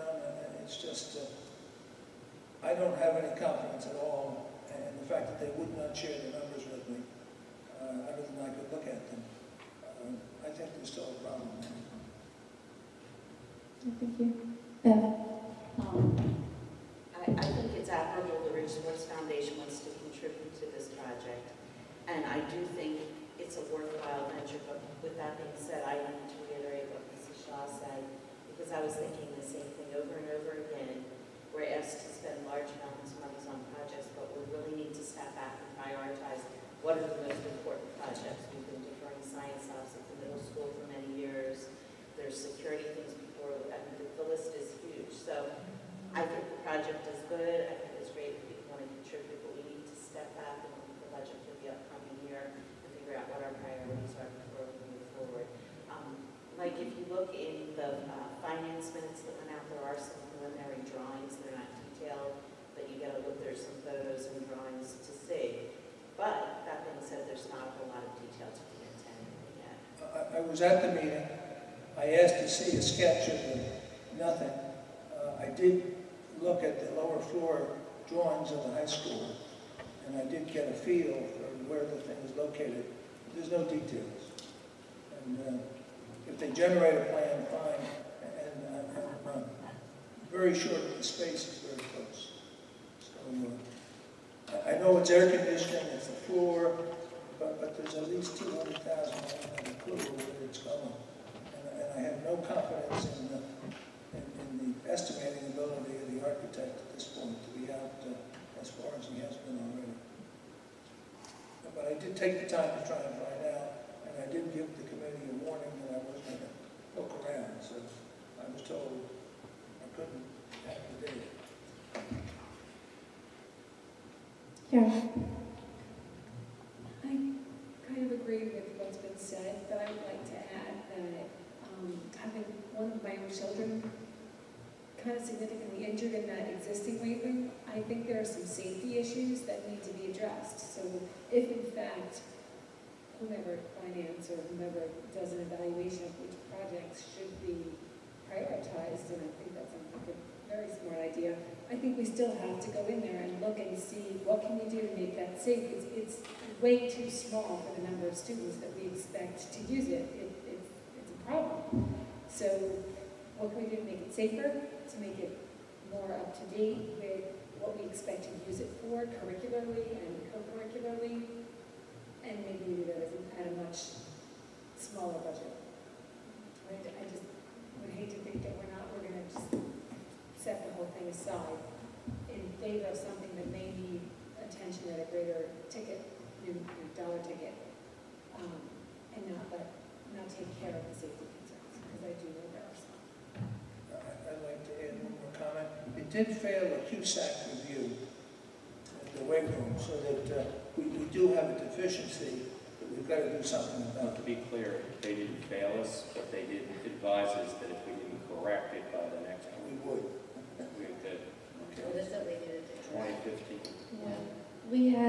We were cited in inappropriate flooring, that the equipment needs to be bolted to the floor, and that there's an inadequate HVAC system, and that it's over capacity at the maximum times.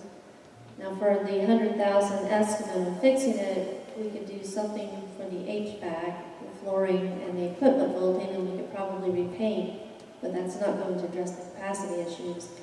And the school is just simply outgrown, the size the space is.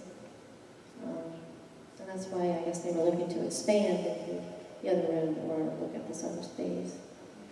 But it's become just a much more costly project than we ever initially discussed. And my concern is you double the space, and you go from 100,000 to 670,000. That's, I just can't reconcile. I can't even get close to it.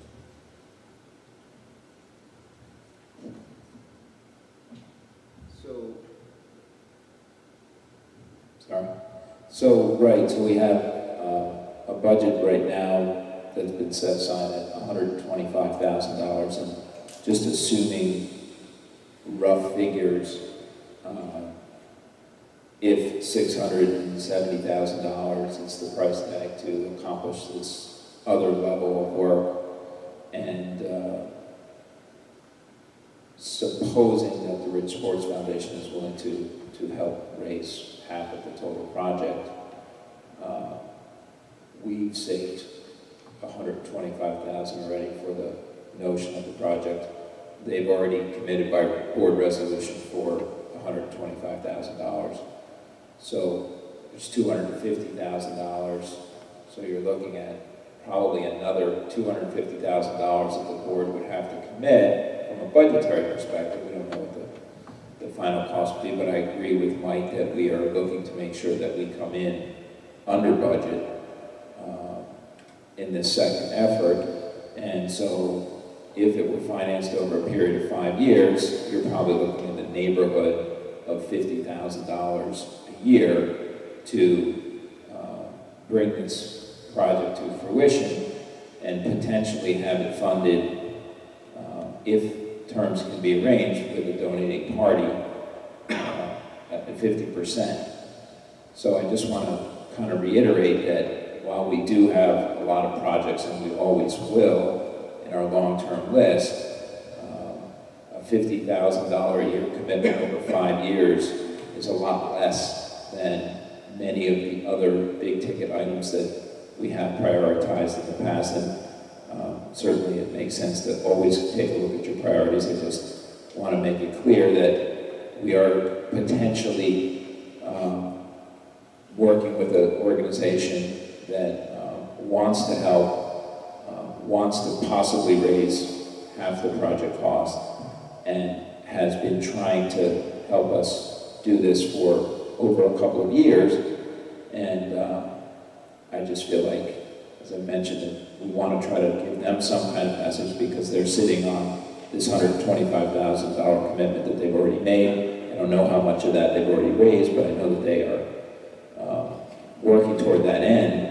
And if we're not going to do anything, I just think we need to communicate to them so that they know what to do going forward. And, you know, it could mean maybe some other time.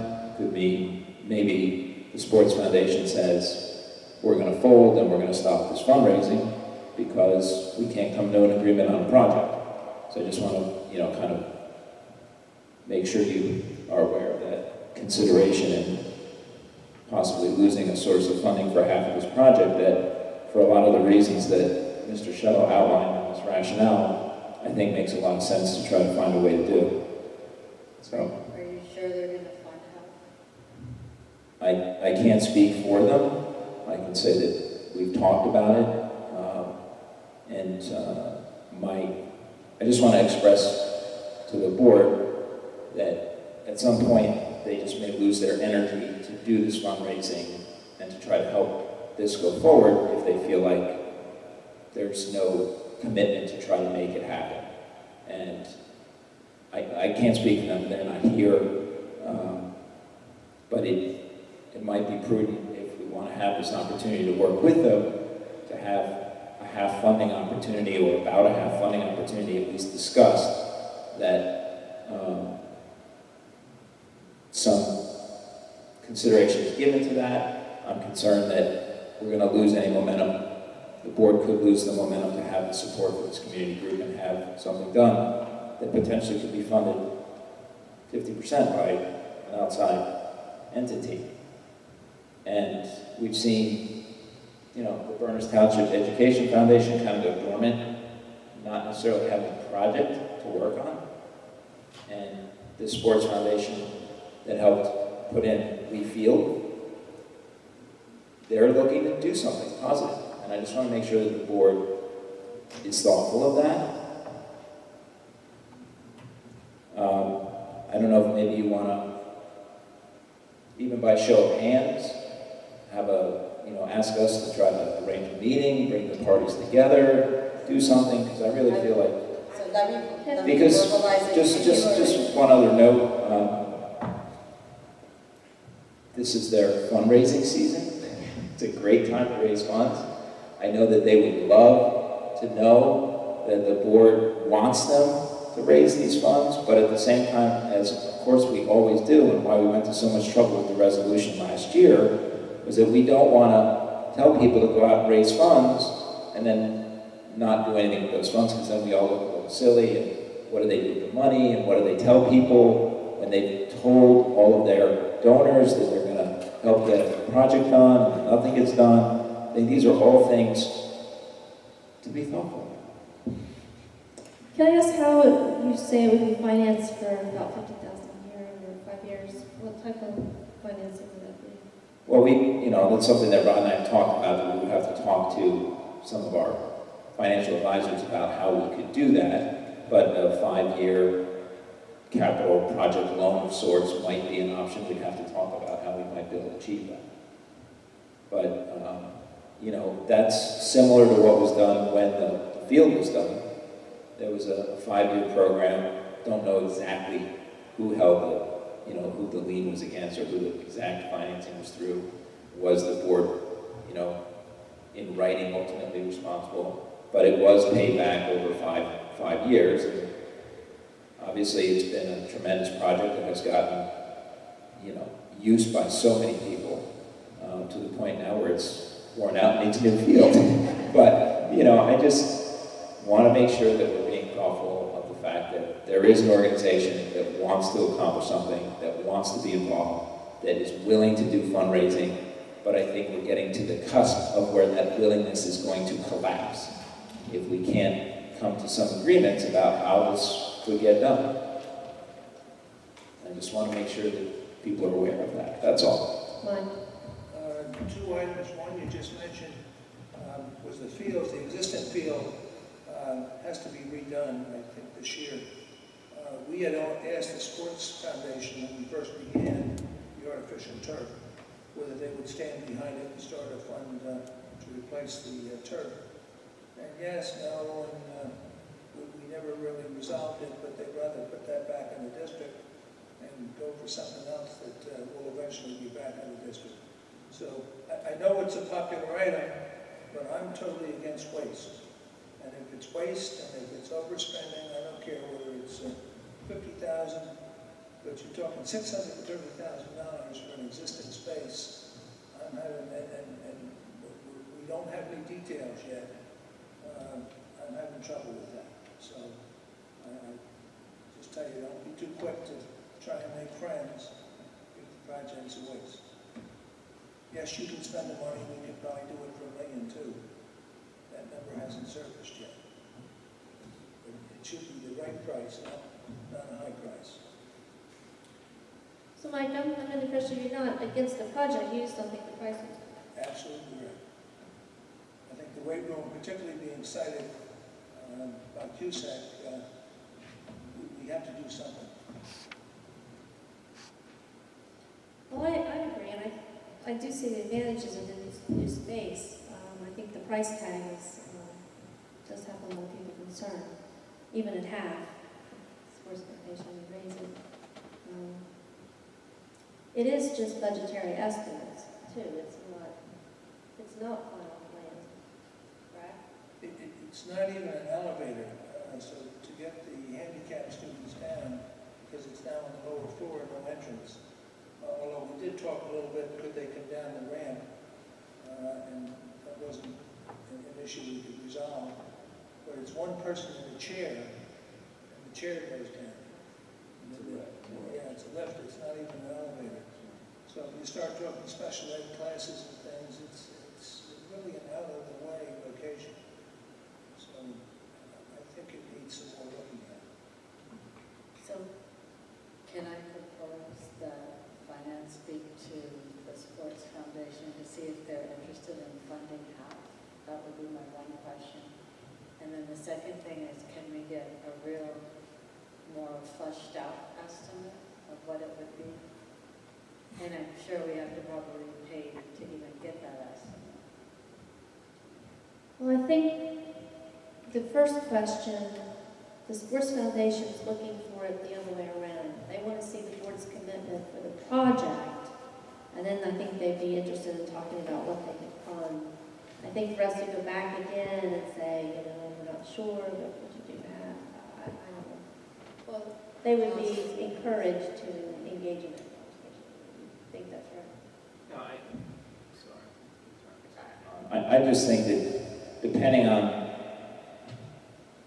what Rod or I could report came out of this meeting to them, or if someone from the finance committee wanted to reach out to them tomorrow and say, hey, listen, we talked about this in our board meeting last night, and even though we were here late to impart, we really wanted to come back to you with some kind of a thought process on this, because we appreciate your willingness to be involved. We appreciate your willingness to help raise money to get this done. We want to let you know that we're committed to, because at this point, my understanding is it's just going to be very difficult to keep any kind of momentum going if they feel like the board just isn't really sure what they want to do. Not really sure about the level of commitment to a project. And I understand that. I don't want to say they've been strung along. They haven't been strung along. We just haven't been able to make it happen over the last couple of years. We've all been working on it. We've all been keeping the dialogue open, but they're at this fundraising momentum, and you can imagine these folks who have tried to rally some donors. Now those donors are saying things like, well, what happened? I thought we were raising money for this, and we got nothing. And so what's next? And for us to put those people in a position of, I don't know what to tell you is next, when they're being asked these questions about, well, what's next, and they don't have an answer, you can imagine at some point the level of frustration is just going to say, okay, forget it, we're going to take the money we've collected and we're going to dole it out to the various sports organizations in the district.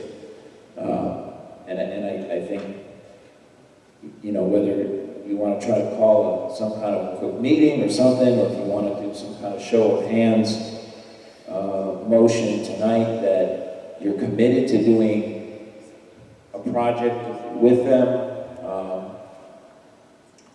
you know, understanding that you have financial concerns, you want to see more details. I just think you might want to think about something like that, because I think in fairness, we should provide them some feedback to say that the board is just tabling this for the foreseeable future, act accordingly, which may result in them saying, okay, forget it, we're just going to give up on this, we're going to fold the foundation, we're going to give away the money we've got, and we're going to pack up our tents and go home. I don't know if that would happen, but I think it's a real possibility. Or provide them with some information that there's a commitment, or we'd like to meet with you tomorrow. Something quickly, because I think it's really at the cusp of, please, you know, I mean, I hear the frustration. Please, please, please tell us what you want to do, because we really would love to help, but we need to know. Well, I agree with that assessment. They have come to finance.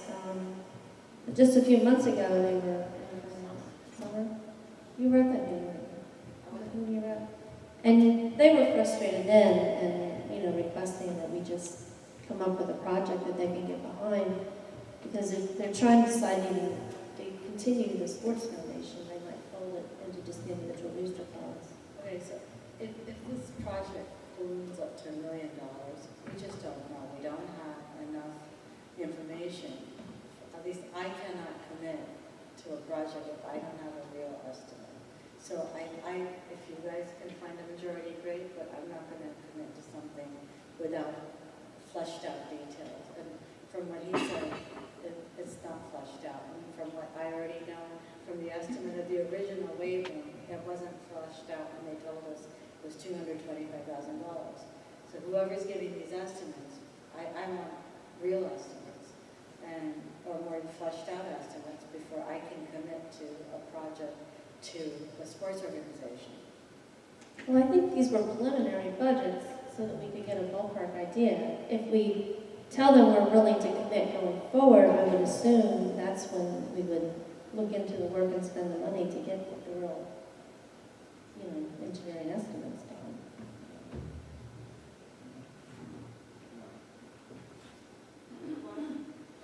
Number one, the Sports Foundation is not going to close up shop. They have a commitment to sports and athletics, and they will support it. And if not that, something else. They're not going away. The town is probably equally divided between athletics and academics. You're not going to close up the Sports Foundation. Number two, I don't think we need a board vote to bring the Sports Foundation in and talk to them. And I don't think we need a board vote to get the estimate numbers and put a spotlight on it. I don't think you have to make that commitment. I realize that it might make everybody feel good, but I don't think that's the business we're in. I think we want to do the analysis, and we can certainly proceed without a vote of the board.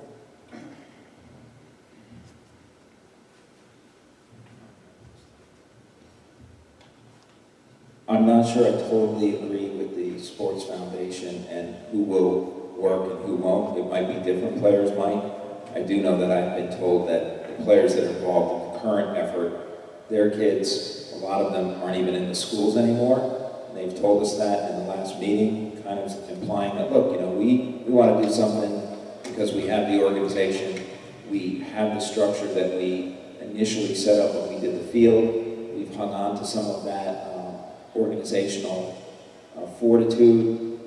If those folks don't have something to work on and they don't even have kids in the school anymore, I'm not so sure that that's going to play out that way. Might other people step up to keep it going? Maybe. I just don't know. And I don't want to withhold anything that I've heard. Well, let me ask you this. Are there concerns about, budget aside for now, are there concerns about the use of this secondary space that's been proposed, or that the write-up from Mr. Shello and how it will be utilized? I mean, are any of their concerns there? I just got this right up tonight, so I didn't even get to read it yet. Okay. Is there some way we could begin discussions with them that we're interested in pursuing something possibly in that space, but we really need better budget estimates and to know exactly where it's capped and what the spending would be, and we're willing to look at that and work with them over the next month on their, narrowing that down. Coming back to the board for final approval. I'm amenable to that. I think, as I said all along, I think it's wonderful they're raising the money, and I would hate to lose the money. I just got this information. I looked at it at first glance, and it was a big number, and it kind of took my breath away. But I've never said I was against the project. I think it would be a great benefit to many of the students at our school. So I think it's something we should pursue further. There are a lot of problems, the way I was looking at it, with the existing space, and even the $100,000 doesn't make it appropriately sized for our district. And if this foundation would actually fund $340,000, I mean, it's a lot of money to be walking away from on something I mean, the thing, potentially if I could just interject, I just want to not lose sight of the fact that we've all acknowledged that we have to do something for the next QSAC, which is not that far off of the lead time with what we would have to do either of these projects. And frankly, the amount of time that we're going to spend on one is not going to be a whole lot different from the doing the arguments. He's going to have to go out to bid, he's going to have to have a permit. And, that work's going to have to all take place over the course of this summer on the other projects that we have going. So we really do need to, at least show some desire to want to resolve that. And I realize that keep in mind, this is not a resolution tonight to say, look, we're going to award contracts for $679,000. It's only saying that we either like this project because we look at it and say the other one is not the one that really is going to cost us any less. And we could go back over and we will ask, and we did ask these will come, if I remember correctly, to the committee, the facility committee, on a couple of occasions to explain why their estimate was low before. And they did come in, and we could ask them to come back and talk to the committee about that again. So my recollection was that, and part of it was, and I did explain this, I think, before, was that the mechanicals aspect of that estimate was done for them by the third-party engineering firm that they retained on our behalf. We weren't really satisfied with the outcome from that, obviously. And we weren't satisfied with some of the other work with that engineering firm that they brought to us. So we did go out, we did pursue with Stiesel their retention of a firm that has a much greater background and expertise in HVAC and mechanics, because that seems to be the area where we're weakest in. So we did try to pursue that. So we feel that we could get Stiesel in to give us the details that we're looking for, because they've only given us preliminary numbers. But the issue really becomes cost at that point. We didn't want to go out, having spent money already, and spend more money to do that. Perhaps if the board could at least see its way to, looking at the fact that it is a lot of money to walk away from, we could work it out so that it's not going to have a major impact on us financially, that it's not going to jeopardize any of our other capital projects, and that, time is really of the essence till we get, the board's show of hands or blessing to at least move forward with, telling the Sports Foundation, if you meet us halfway, we'll meet you halfway. We're not sure what that dollar amount's going to be, and we want to try to reserve the right that we have some concerns about the cost yet, but we think it's gonna be more than $250,000. We just wanna make sure we're not spending more than what we have to accomplish what we want to do. And that said, you know, will you meet us halfway to begin with if we need to spend additional money with the architects and the engineers to get us a level of detail that the board's going to feel comfortable with in the final one? Because they're not going to give us that level of design work, which is a lot of man hours they're going to have to invest without some additional cost, you know, to the board, unfortunately. So, I mean, that's the only other thing I think to suggest. I have no problem with further study. I have no problem with bringing in the Sports Foundation. I have a problem with, hey, we're not going to talk about the details, but $250,000. No, I agree. We need to talk about the $250,000 might hire 3 or 4 new teachers, and so we're not talking peanuts. And gee, it's a lot of money from the Sports Foundation. I hope it's a lot of money for us, because if $250,000 is nothing at all, then shame on a whole bunch of us. So I have no problem with the. I have a problem with the vote, because this is just, you know, playing games. Bring them in, do the work. Why do we have to vote? Well, we want to vote because we want to show them that we really care about it. Well, I have a little problem with voting for that purpose. Do the job, get the numbers, bring them in, make a presentation, involve the Sports Foundation. Believe me, I have sons and all kinds of friends involved with the sports program here in town. It's not going away. One of the big questions was, and I haven't had a chance to read the report, is this a football team thing? Who's this for? So, well, and then let's show some data on who's using it. Well, I haven't read it. Mike, am I hearing you correctly to say basically we're asking the Sports Foundation to say, asking them to trust us? Well, I don't know why you have to vote on it. Of course, every time we've dealt with them in the past, on the artificial turf, on the weight room, all of this was done, you know, meeting with them. Yes, if you can come up with the numbers. What do we have to vote to get 600? I don't think it was a vote, it was just a show of hands to see if there was support for moving forward and approaching them. Well, at $650,000, at $650 or whatever the number is, and I couldn't get any details out of it, I'm not willing to recommend that the board vote. I think it's much too preliminary. If the numbers are right, we can get this thing in. I don't think there's any difficulty in getting this passed. Then are you supportive on spending more money to get detailed drawings? No. Well, then how are we going to get the detailed drawings to get to the point where you have the detail? I don't think you can just throw $670,000 out without some work this reason. Then we'll have to That won't cost us $670 to get detailed drawings, but it will cost us something. Well, if it's $100 or $1,000, that's fine. I think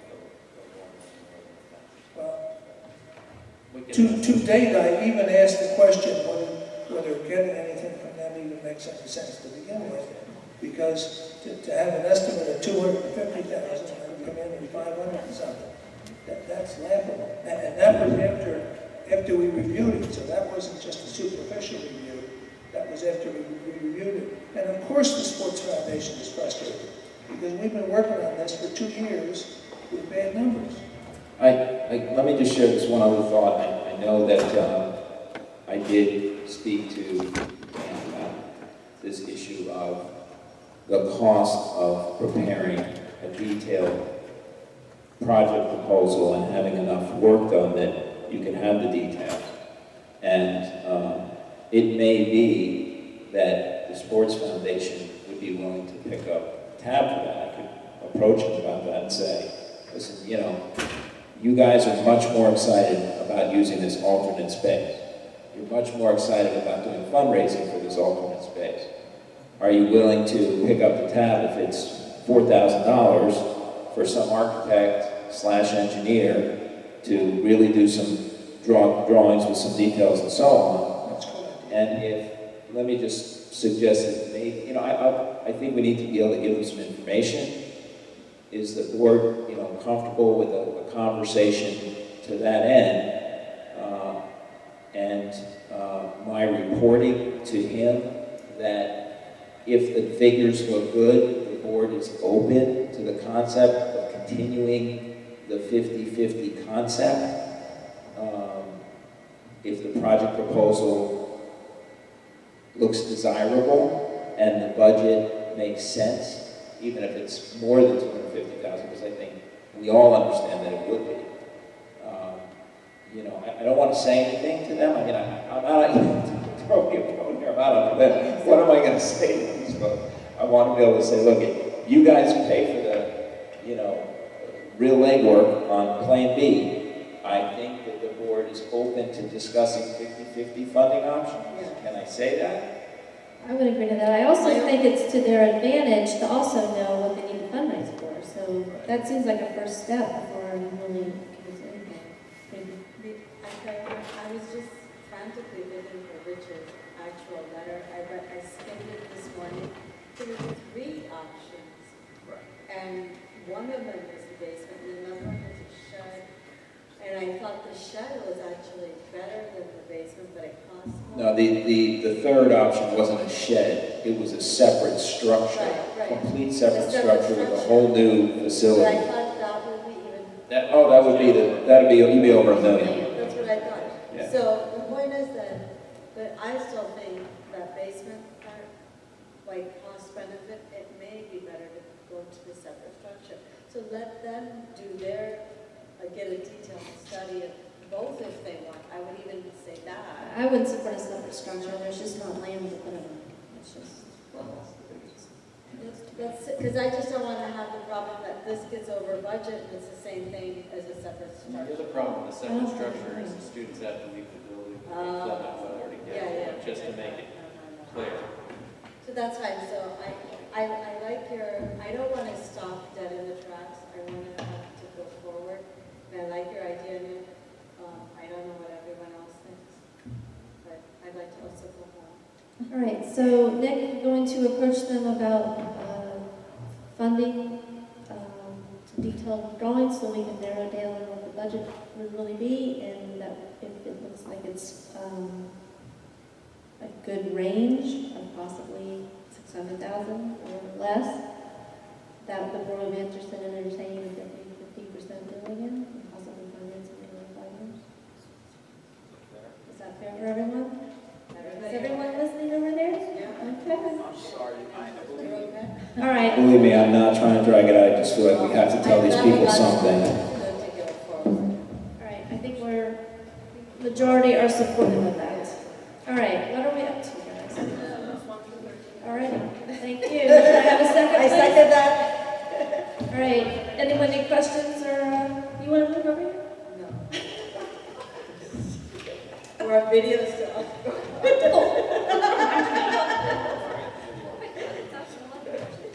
All right, any comments, questions? No? Can I have the roll call, please?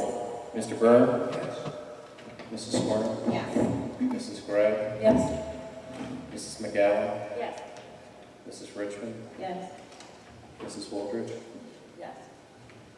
Okay, can we have a motion? Oh, Yes. I'm sorry, did I miss you? Yes. Yes, I did, I'm sorry. Mrs. Shaw? I think you should. It is that. All right, can I have we're up to policy. Can I have a motion on items 1 through 4 policy? Karen, I thank would you. make a motion to move items Second 1 by through Karen, thank you. Are there any questions or comments on these? We've got first reading and then we've got second reading on, I completely go through them. Number 1 is just thinking about this is outdated due to consent process. Yes. Thank you. Okay. And number 2, we, just as a reminder, we are trying to align all of our district policies with the Strauss SMA. So there were minor revisions on these, very minor. The only one to note really is the substance abuse one. We have a very customized policy on this one, and we make sure that all of our disciplinary actions were moved into the Strauss SMA version. 3, these were all reviewed before. At a previous meeting, we did make a few modifications to the 0155 board committees from the feedback that had been at the last meeting. 4 is just, we've gone through all these as well. Okay. Any questions? Just to comment that the 155 is very formal. In other words, there's not going to be much exchange for a while. And, that's fine. Okay. All right, could I have the roll call, please? Mr. Byrne? Yes. Mrs. Swarner? Yes. Mrs. Gray? Yes. Mrs. McGowan? Yes. Mrs. Richmond? Yes. Mrs. Shaw? Yes. Mrs. Woolridge? Yes. Thank you. We're up to curriculum. Could I have a motion, please? Thank you. Could I second that? Thank you. Any comments or questions on curriculum? Are you going to talk about the minutes? I would prefer to postpone that, given the late hour and the fact that I'm falling asleep. I also, your minutes were really good last time. They were very detailed. I would like access, because I think it's deserving of a board presentation, some of these things, because it's heartland of what we do. And there's a lot of items in here detailed, and it's not, you can't explain it without volumes. But even here, the 7th grade test scores, or taking Algebra 1, oh my gosh, it's going from 48 to 91 to 60. I mean, there's a question on almost every topic. So if I have access to Sean, I have no problem with delaying this for a month. O'Brien. Okay. Well, either one. Anyone else? Okay, can I have the roll call, please? Mr. Byrne? Yes. Mrs. Swarner? Yes. Mrs. Gray? Yes. Mrs. McGowan? Yes. Mrs. Richmond? Yes. Mrs. Shaw? Yes. Mrs. Woolridge? Yes. Thank you. We have report on advocacy and liaison. I think we can postpone those till next time. And now we have public forum on other than agenda items. Susan, do you have anything to comment? All right, board forum? I think we ought to address some of the things brought forward in the park. And I don't know how we do that. The superintendent's got the ball. And I think he's got to think about what he heard tonight. Well, you guys have to tell me if you want to do one of those resolutions. I mean, you guys have to vote on them. If you want a resolution, it's your vote. Well, I think we ought to write letters, and maybe the resolutions make sense. Somebody has to look at that. But I think we have to do something, unless there's support for the park testing here at the board. We have testing before. We have extended testing. Okay, well, let's all look at those resolutions and Because I'm totally against park. And I'd like to delay it and Common Core as well. And we ought to do something, unless the majority disagrees. Well, why don't you guys take a look at these resolutions, think about it, and let me know if you like all or part or a combination of both, and keep that from them. And how about council looking at them? Could we lose our state aid? There's a whole lot of things associated with that we don't want to start a war. Well, we have been told that what we do in response to people that refuse to take the test is up to us. That is true. We have not been told. Here's a way that you can tell parents it's okay to not take the test. Like I've said 100 times, I don't think they're going to give us that message until, maybe they decide as a legislature we're bagging this whole thing, or, new legislation comes to the governor, then they'll give us a memo like that after they've made that decision. But until that time, I don't see us getting guidance on this is the approved way to allow parents to opt out.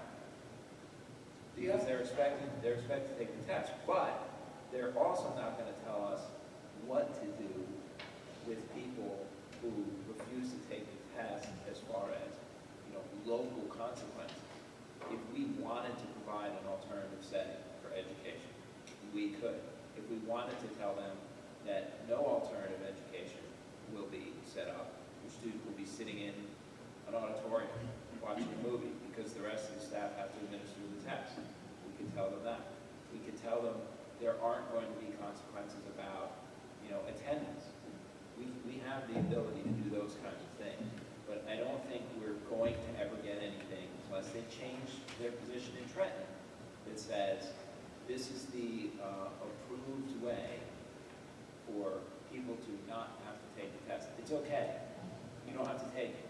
I don't think we're going to get that message unless they decide, Trenton decides to change their position. I would rather have the emphasis in the district go down to a 10 instead of 100. I'd like to have the regular program in the education of kids go from a 10 up to 100. I'd like to see the park program, who cares? I don't want the kids not to take the test.